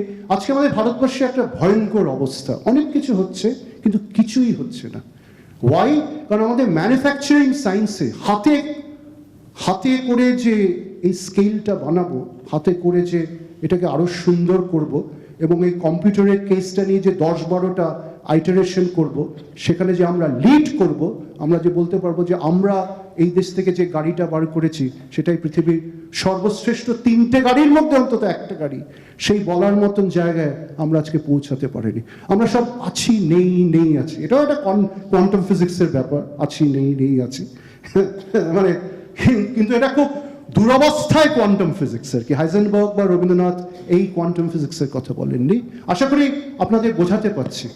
আমাদের কোথাও যদি ভারতবর্ষের কথা বলি, স্বামীজি বলে গেছেন, নিবেদিতা বলে গেছেন, এই নিবেদিতা লাস্ট পয়েন্ট, শান্তিনিকেতনের অসিত হালদার, সুরেন কর এদেরকে নিয়ে বেরিয়ে গেলেন পৃথিবীর প্রথম field work, Ajanta Ellora map করতে তার মেজার ড্রয়িং করতে। আজকে আর্কিটেকচারাল ডিজাইন স্কুলে আমরা যেটা ফলো করি, ফিল্ড অবজারভেশন ট্রিপস, সেটা নিবেদিতার নব্য ভারতে প্রথম সৃষ্টি। অনেকে জানেই না, ডিজাইন ল্যাবে ডিজাইন থিঙ্কিংয়ে নিবেদিতার নামই জানে না, অনেকে জানে না। অন্যদিকে তিনি আবার মেতে উঠছেন জগদীশ বাবুর সাথে বসু মন্দিরকে সৃষ্টি করতে, যেখান থেকে ভারতবর্ষের 5জন শ্রেষ্ঠ বিজ্ঞানী, দেবেন্দ্রমোহন বোস, মেঘনাথ সাহা, সত্যেন্দ্র বোস ইত্যাদি ইত্যাদি। সত্যেন বোস মানে যার নামে পরপর 3-4টে নোবেল প্রাইজ বেরিয়ে এলো, প্রফেসর উলফগ্যাং কেটেলি, MIT, উনি তো কলকাতায় এসেছিলেন বছর 10 আগে, করে গিয়ে বলেছিলেন যে আপনাদের দেশে এত রত্ন আছে কিন্তু এগুলো কেন নিয়ে এই চর্চা হচ্ছে না। সুতরাং NEP, skill development, they're all fine, they're beautiful in their vagaries and ecstasies in the highest sky, but where is the sincerity? আমি নিজে কি করছি? NEP তো আছে, আমি নিজে কি করছি? নিবেদিতা তো কি আছে, আমি নিজে কি করছি? স্বামীজির তো অনেক বই বাণী আছে, আমি নিজে কি করছি? Skill begins with my own effort, charity begins at home. আমার বাড়িতে হোম সায়েন্স যাতে একদিন ফিল্ড সায়েন্স, অর্গানাইজেশনাল সায়েন্সে পরিণত হয়, সেটাই হচ্ছে স্কিল ডেভেলপমেন্টের সবচেয়ে বড় কথা। ধন্যবাদ। I think a huge pointer has come here for the topic today. Thank you, Professor, for saying, the merging of the outward and inward perception, that is one very significant point. And practical and sincere execution. He has given many important points, which Matajis will take up as the action plan arising from this panel discussion, because I feel always that whenever we do something, there should be some residue somewhere. We can't just go away by saying, oh, we had a nice time discussing things. So here are certain very important points. I request Mataji now. আমি প্রথমে অশেষ প্রাণা মাতাজিকে একটা কথা বলছি। New education পলিসির যে আমরা ডিক্লারেশনটা যেটা পেয়েছি, তাতে কিন্তু ভ্যালু এডুকেশনের উপরে খুব গুরুত্ব দিয়েছেন। ওরা বলছেন যে ওরা প্রথম হায়ার এডুকেশনের কথা বলেছেন, এডুকেশন, হায়ার এডুকেশন, এবং তারপরে ওরা বলছেন ভ্যালুর সাথে এটা ইমবেডেড হতেই হবে। স্পেশালি ইন্ডিয়ান নলেজ সিস্টেম, আইকেএসকে খুব গুরুত্ব দেওয়া হয়েছে যে ভারতবর্ষের যে সমৃদ্ধ জ্ঞান ভাণ্ডার, তার সঙ্গে ছাত্রছাত্রীরা পরিচিত হোক। তাহলে এই যে সিনসিয়ারিটি, অনেস্টি, যেগুলো আমাদের এগিয়ে যাবার যে কোনো বিষয়ে সাফল্যের একটা ভিত্তি বলা চলে, সেগুলোকে একসাথে রাখতে হবে। সেগুলো বাদ দিয়ে কথা হয়নি, বারে বারে ওই কথাগুলো উঠে এসেছে। আমি প্রফেসর জয় সেনেরও যে তিনি উদাহরণগুলি দিয়েছেন জাপানের, বা খুবই এগুলো খুবই ইন্সপায়ারিং। তবে আমাদের মতো যারা রোজকার জীবনে চলি, এনইবি আমাদের অনেক কিছু করতে বলেছেন। স্কিল বেসড এডুকেশনকে হায়ার এডুকেশনের সাথে ব্লেন্ড করতে হবে। কিভাবে হবে, কি করে করব? এখানে রসিক ভিটা আমাদের কম্পিটিটিভ কমিউনিকেটিভ ইংলিশটা একটু করিয়ে দিচ্ছে কম টাকায়, কম্পিউটার শিখিয়ে দিচ্ছে। আমরা নাচ, গান, আবৃত্তি এগুলোর কোর্স চালু করেছি, ড্রামা, তারা মূলত আমাদের প্রতিষ্ঠিত ছাত্রীরা কম টাকায় করে দিচ্ছে। কিন্তু শুধু এগুলোর মাধ্যমে কিন্তু ছাত্রীরা এমপ্লয়েবল হবে না। এখানে কিন্তু ন্যাশনাল এডুকেশন পলিসিতে যে ওটাকে ধরে মূলত যেহেতু এই প্যানেল ডিসকাশনটা চুজ করা হয়েছে, সেখানে কিন্তু স্কিল ডেভেলপমেন্ট এডুকেশন মানে বৃত্তিমুখী শিক্ষার কথা বলা হচ্ছে। এবারে ধরুন এইবারে আগে আরও হয়েছে, এইবারে আমি কলেজের জন্য physiotherapy, assistant nursing, Montessori training, digital marketing, এই 4টে ব্যাপারে বিভিন্ন ইন্ডাস্ট্রির সাথে কথা বলেছি। এনইবিতে বলা আছে যে হয় তুমি নিজে অথবা কোনো ইন্ডাস্ট্রির সাথে যুক্ত হয়ে তুমি ছাত্রীদের পড়াশুনোর সঙ্গে অন্য কিছু শেখাও। তার মানে কি, আমাকে ফিন্যান্স করবে কে? স্টুডেন্টরা সেলফ ফিন্যান্সড কোর্স করো। যারা অলরেডি একটা একাডেমিক পড়াশুনোর জন্য ভালোই টাকা তাদের দিতে হয়, সেটা দিচ্ছে, তারপরে তারা আর কত টাকা দেবে, কতটা তারা দিতে পারে? আমি সেজন্য অনেকেই উৎসাহ পায় না। বিভিন্ন ইন্ডাস্ট্রি তাদের কিছু ডিম্যান্ড থাকে, আমাকে যদি ঠিক সুদক্ষ কোনো ট্রেনার শিক্ষকের মাধ্যমে যদি প্রশিক্ষণটা দিতে হয়, তাহলে আমার সেই লেভেলের ট্রেনার আনতে হবে। সেই জায়গাতে আমরা কিন্তু কারুর সাহায্য পাই না, অন্তত সরকারি স্তর বা এসব। আমরা যদি বলি যে না, তোমাদের টাকাটা, আমাদের এখানে মূলত নিম্নবিত্ত মধ্যবিত্ত ছাত্রী 70% কি তারও বেশি, তাদের কাছ থেকে আমরা খুব বেশি ডিম্যান্ড করতে পারি না। যদি আমরা হয়তো বললাম যে ইয়াস তোমাদের দিতেই হবে, আমরা সেটা যেহেতু এনইপি বলেছে ম্যান্ডেটারি করে দিলাম, আমাদের হায়ার এডুকেশনের কাছে জবাবদিহি করতে হবে যে তুমি কেন অ্যাডমিশন ফিজ এত বেশি নিচ্ছ। আমরা কিন্তু এই প্রশ্নের মুখোমুখি হতে পারি। তো এই যে চ্যালেঞ্জেসগুলো, মজার ব্যাপার হলো এই নিউ এডুকেশন পলিসির আগেই শুরু হয়ে গেছিল সিবিসিএস, চয়েস বেসড ক্রেডিট সিস্টেমটা শুরু হলো। সিবিসিএস যখন শুরু হলো তখন সেখানে যুক্ত হলো একটা course, skill enhancement course, SEC. তখন কিন্তু ব্যাপারটা ভালো জায়গায় ছিল। এসিসিতে আমাদের বলা হয়েছিল যে তোমরা ওটা একটা পুল হবে, নানান স্কিল এনহ্যান্সমেন্ট কোর্স সেখানে থাকবে এবং ছাত্রীরা যা চাইবে সেখান থেকে নিয়ে সেটা পড়তে পারবে, এবং যদি কলেজ চায়, কলেজের সেই অটোনমি আছে, তারা একটা কিছু কারিকুলাম নিজেরা ফ্রেম করে করতে পারবে। আমরা যোগাটা সে সময় যেহেতু আমাদের কলেজে চলছে, অলরেডি ছিল, সেটাকে আমরা অ্যাপ্রুভ করালাম স্কিল এনহ্যান্সমেন্ট কোর্স হিসাবে। এনইপি এলো, আসার পরে আরও উৎসাহ, আমাদের বারে বারে মিটিং হয়, তাতে আমরা খুবই উৎসাহী হয়ে পড়লাম এবং আমরা তখন ঠিক করলাম এই যে communicative English, computer, dance, music, drama etcetera, এই কোর্সগুলোকে আমরা বলবো আমাদের এসিসির আন্ডারে ঢুকিয়ে দাও। এগুলোতে তো আমাদের খুব বেশি টাকা নিচ্ছি না ছাত্রীদের কাছে, ইনফ্যাক্ট অ্যাডমিশন ফিস ছাড়া কিছু নেওয়া হয় না, ওরা ফ্রি এগুলো করে। তাছাড়া স্পোর্টস আছে, সেলফ ডিফেন্স আছে। আমরা ঠিক করলাম এগুলোকে আমাদের এসিসিতে ঢুকিয়ে দিই করে, তাহলে ছাত্রীদের মধ্যে গুরুত্ব আসবে, ওরা ওগুলো করবে, ওরা জানে ইউনিভার্সিটি, ওরা একটু ভালোভাবে পড়াশুনো করবে। ইউনিভার্সিটি বেঁধে দিল, না হবে না।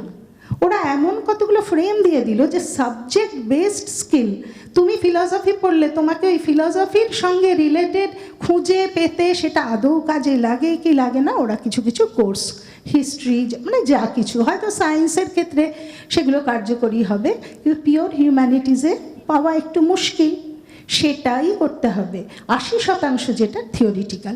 তাহলে স্কিল এনহ্যান্সমেন্ট কোর্স নাম থাকছে, কিন্তু সেটাতে কিন্তু সেই স্বাধীনতা আমরা পেলাম না, সেই অটোনমিটা আমরা পেলাম না।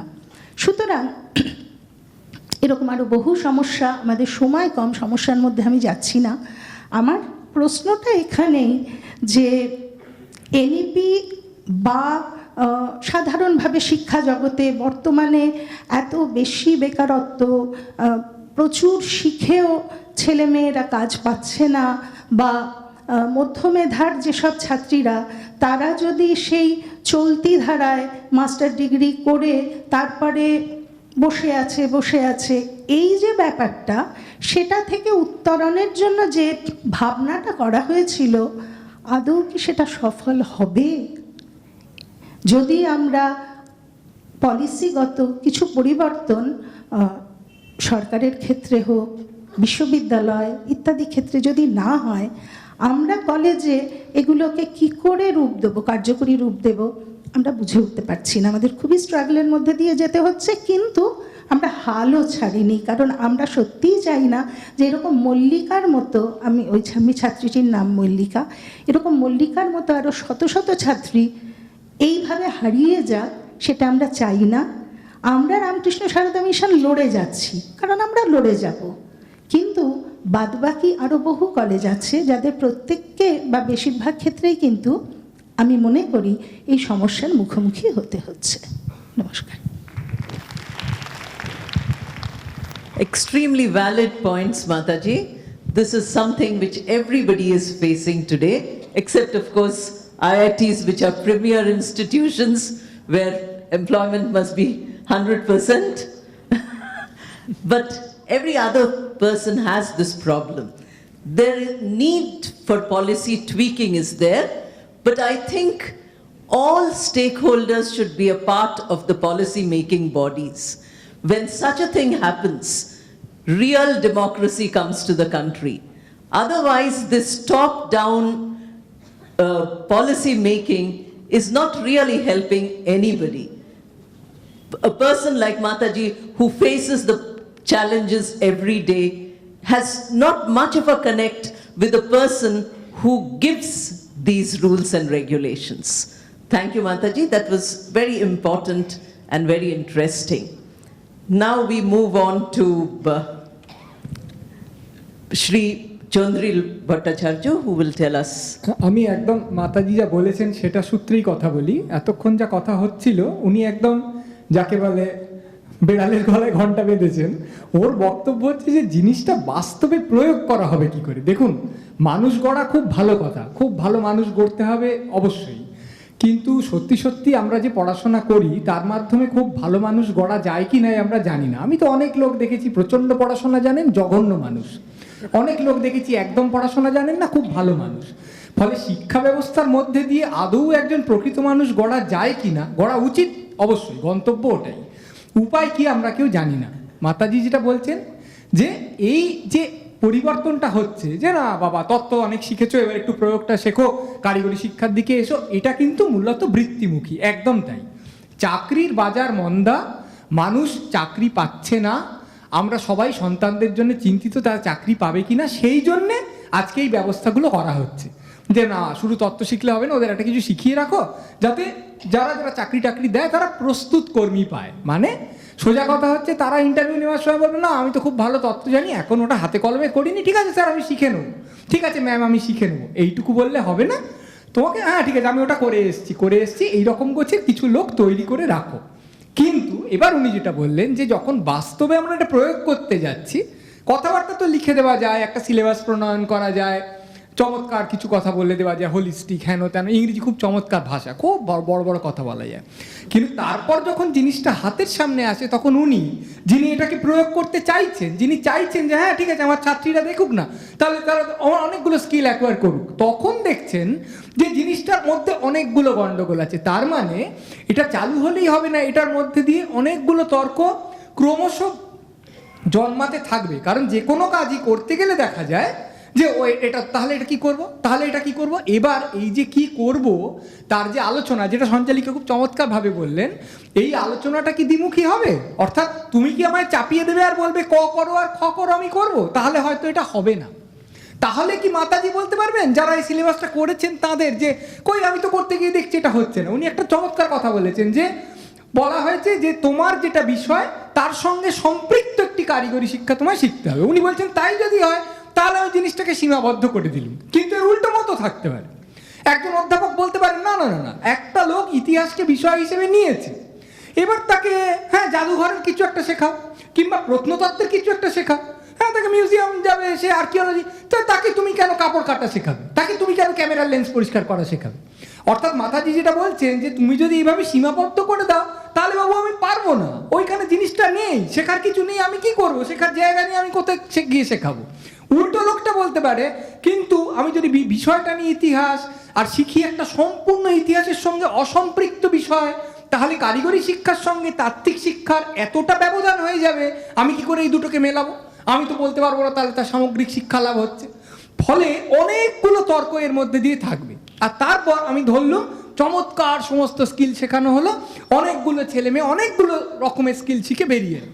প্রশ্ন হচ্ছে আমার যে দেশ তার পরিকাঠামো এতগুলো কর্মীকে গ্রহণ করার জন্য তৈরি তো? কর্মক্ষেত্র প্রস্তুত তো আদৌ? ইঞ্জিনিয়ারিং কলেজ অলিতে গলিতে আছে, ইঞ্জিনিয়ারিং ডিগ্রি নিয়ে অনেকে বেরিয়ে আসছে, বেরিয়ে আসার পর দেখছে যে এতজন ইঞ্জিনিয়ারকে অ্যাবজর্ব করার জায়গাই আমার নেই। তখন তারা বেশ কম মাইনেতে, অনেক বড় স্বপ্ন নিয়ে তারা ইঞ্জিনিয়ারিংটা শিখেছিল, অনেক কম মাইনেতে জয়েন করতে বাধ্য হচ্ছে। তাই যদি হয় তাহলে তো আমি কলেজগুলো খুলে কোনো লাভ করতে পারলাম না।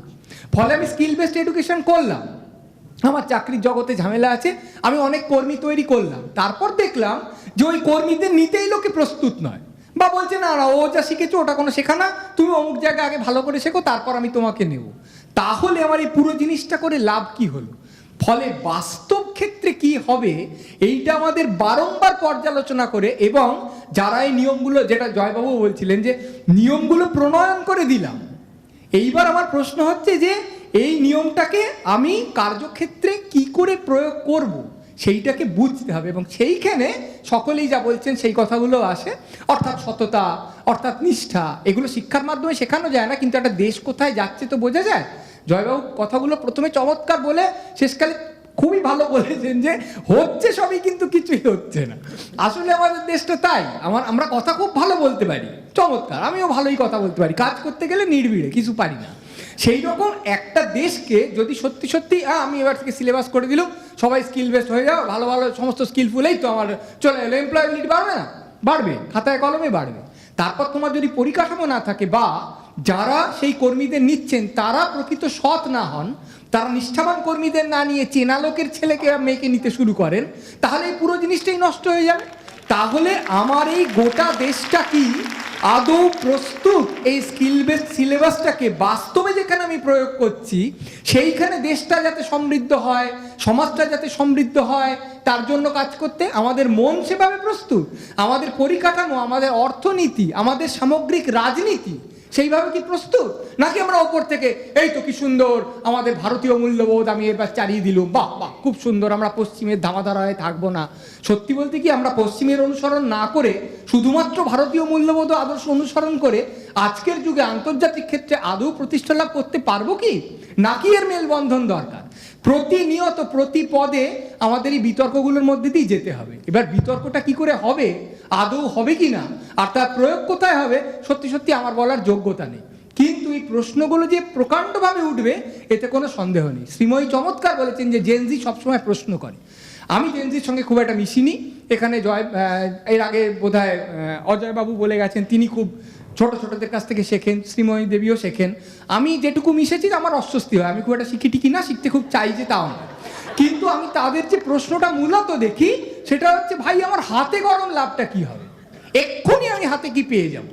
এই প্রশ্নটা আমি মনে করি, এখানে বিস্তৃত আলোচনা আমি এ নিয়ে করবো না, এই প্রশ্নটা গভীর শিক্ষার পরিপন্থী বলে আমি মনে করি। এক্ষুনি আমি পাবো, আমি এটা শিখবো, কেন শিখবো? তাহলে বলো আমার হাতে এই 3 মিলিগ্রাম লাভ হলো কিনা, 5 কিলোগ্রাম লাভ হলো কিনা, ওই রকমভাবে শিক্ষা হয় না।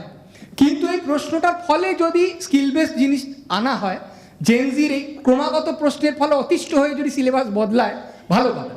কিন্তু বারংবার যদি আমি বলি আমার হাতে গরম লাভ দেখাও, এক্ষুনি বলো এটার ফলে কি লাভ, কেন ঔরঙ্গজেব পড়বো মশাই, এক্ষুনি লাভ দেখাও, নইলে এই চ্যাপ্টার আমি বাদ দিয়ে চলে গেলাম। এইভাবে করলে হবে না। ফলে স্কিল বেসড এডুকেশনের দিকে মন দিতে গিয়ে আমরা যেন তত্ত্বকে, ধারণাকে, যেটা সঞ্চালিকা বলেছিলেন, উপেক্ষা না করি, সেটাও আমাদের শিখতে হবে। আমি 10 মিনিট তত্ত্ব শিখলাম, 45 মিনিট স্কিল শিখলাম, আনন্দিত হলাম, আমার এই 10 মিনিটকে ইগনোর করার অধিকার যে নেই সেটাও আমাকে শেখাতে হবে জেনজিকে, তবেই হয়তো একটা মেলবন্ধন সম্ভব। ধন্যবাদ, নমস্কার। Now we are getting a lot of clarity. Here we heard about the process and the product. The way you have described the process and the product, I think makes a lot of sense. Because today the question is not the question of unemployment. The question is more the question of underemployment. Somebody who can do something is not being able to do that, but has to do something lesser. Therefore, the point is well taken that if you have a degree, you might not be the nicest person. Since we heard about honesty earlier, I can make this statement that maybe the maid who works in the house is more honest than some of the white-collar people sitting on top. India is considered to be corrupt, within quotes. Now, Srimoyi will have her say. We are running out of time again, I said. Audience might not get a chance to ask questions to the panelists physically, but I would request Matajis to give them an email where they will send their questions, suggestions, ideas, brainstorming, and all the panelists will be, responsible for those answers.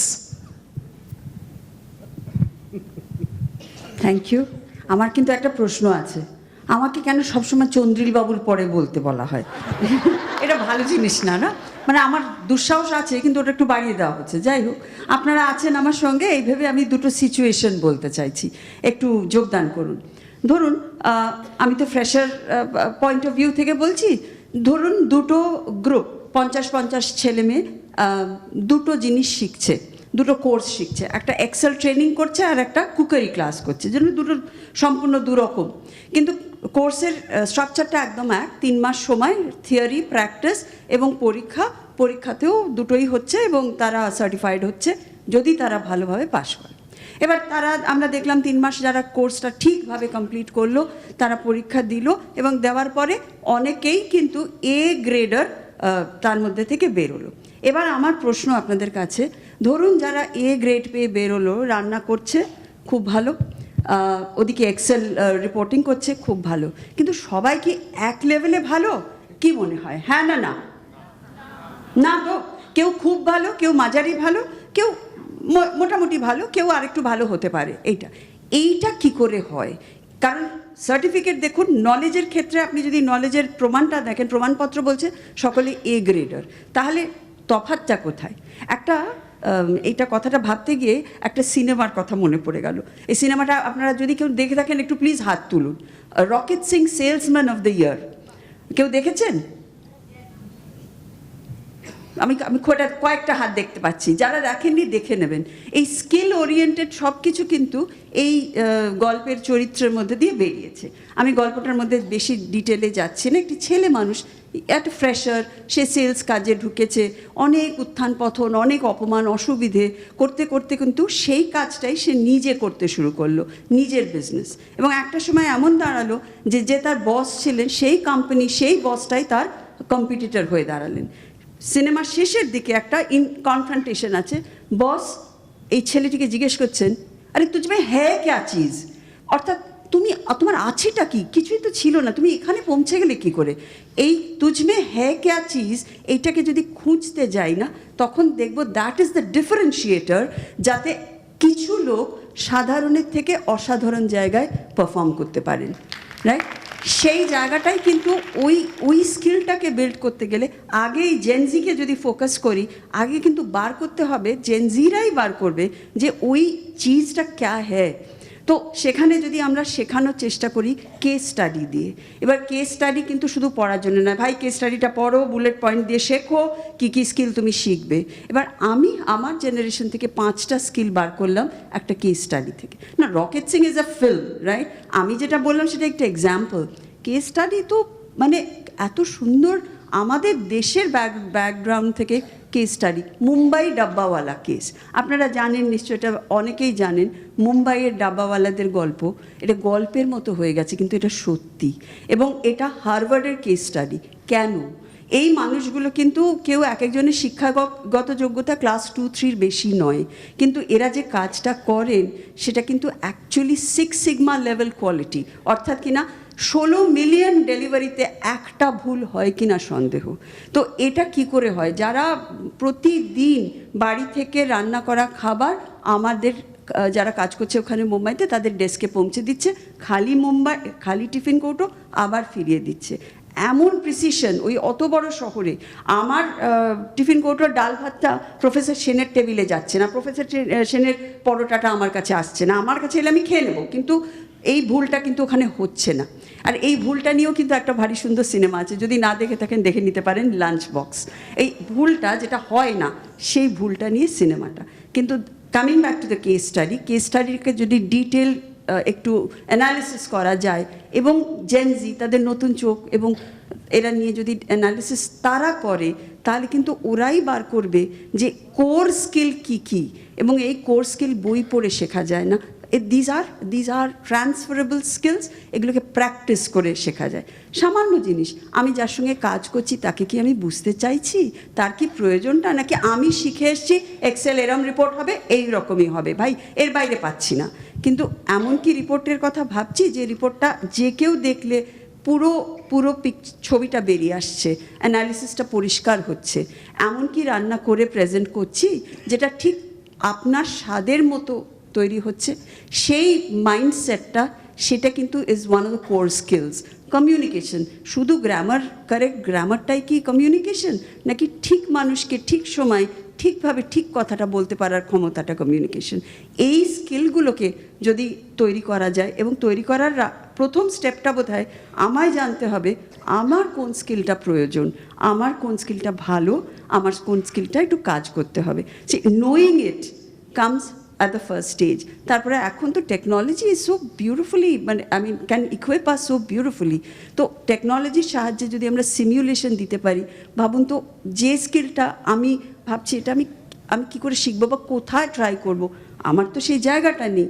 ঠিক আছে, আমি খুঁজে দেখছি। আমি যদি তাদের ওই সিমিউলেশনটা আমরা দিতে পারি, যে এই সিমিউলেশনটা তুমি নির্ভয়ে ট্রাই করে দেখো, make your decisions, try it out, fail and see what is the feedback and where you stand, and then from that finding আমরা যদি ওদের ঠিক সঠিক 101 মেন্টরিং কোচিং এই লেভেলটা দিতে পারি, তাহলে I think skill development in its own way is very important. But finally it's the core skill. সে মুম্বাই ডাব্বাওয়ালারাও কিন্তু তাদের core skill, resilience, time management, team bonding, একজন আরেকজনের সঙ্গে কাজ করা, সাধারণ রঙের সাহায্যে কোডিং করে। এরা কিন্তু কোডিং, টেকনোলজি সাপোর্টেড কোডিং জানে না, কিন্তু রঙের সাহায্যে কোডিং করে নির্ভুল ডেলিভারি করে। এই কোর স্কিলগুলো কি শেখার দরকার আছে? তাহলে এইগুলো থাকলে কিন্তু বাকি কাজটা অনেক সহজ হয়ে যাবে। আজকে যখন একটা জিনিস শিখছি সেটা 5 বছর বাদে ইররেলেভেন্ট হয়ে যেতে পারে, সেখানে am I ready to learn? My learning agility, is it there? That is very important.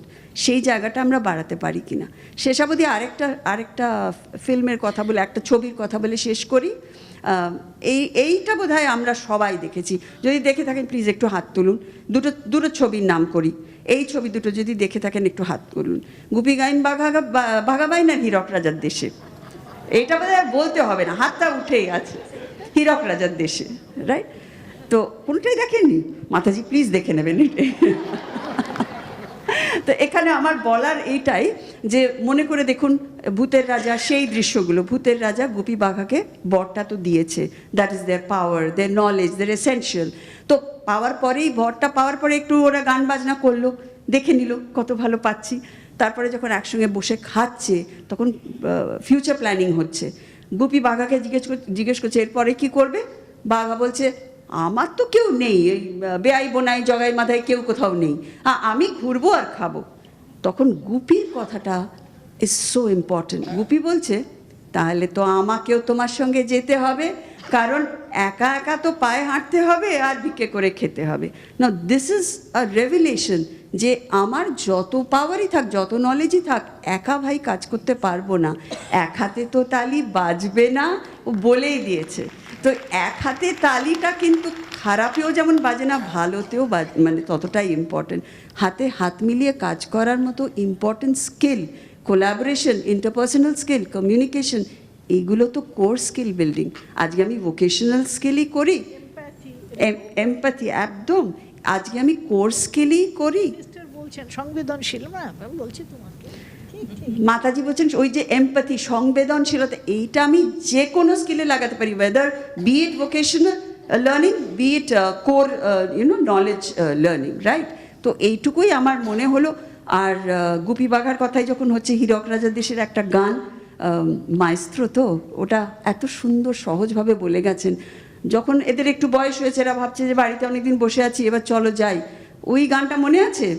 আর বিলম্ব নাই, হ্যাঁ, দুনিয়ায় কত আছে দেখবার, কত কি শোনার, কত কি জানার, তাই না?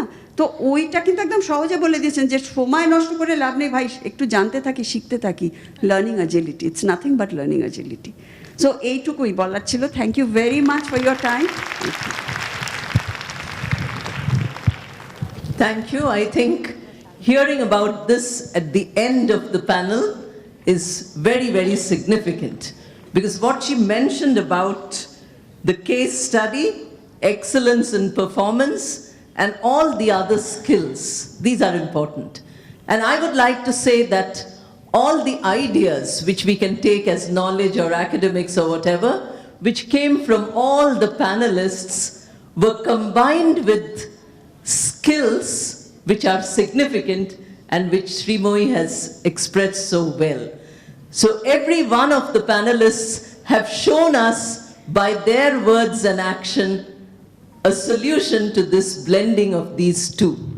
The two keywords, academic and skills, have found the blend in our panel. It's my duty to thank the panel, each one of you, and tell you how much I enjoyed being with all of you. I thank all the audience who are here. My pranams to all the Matajis. We have run very short of time, so we will end the panel now. Pranam to Sri Ramakrishna, Mother Sharada, and Swami Vivekananda.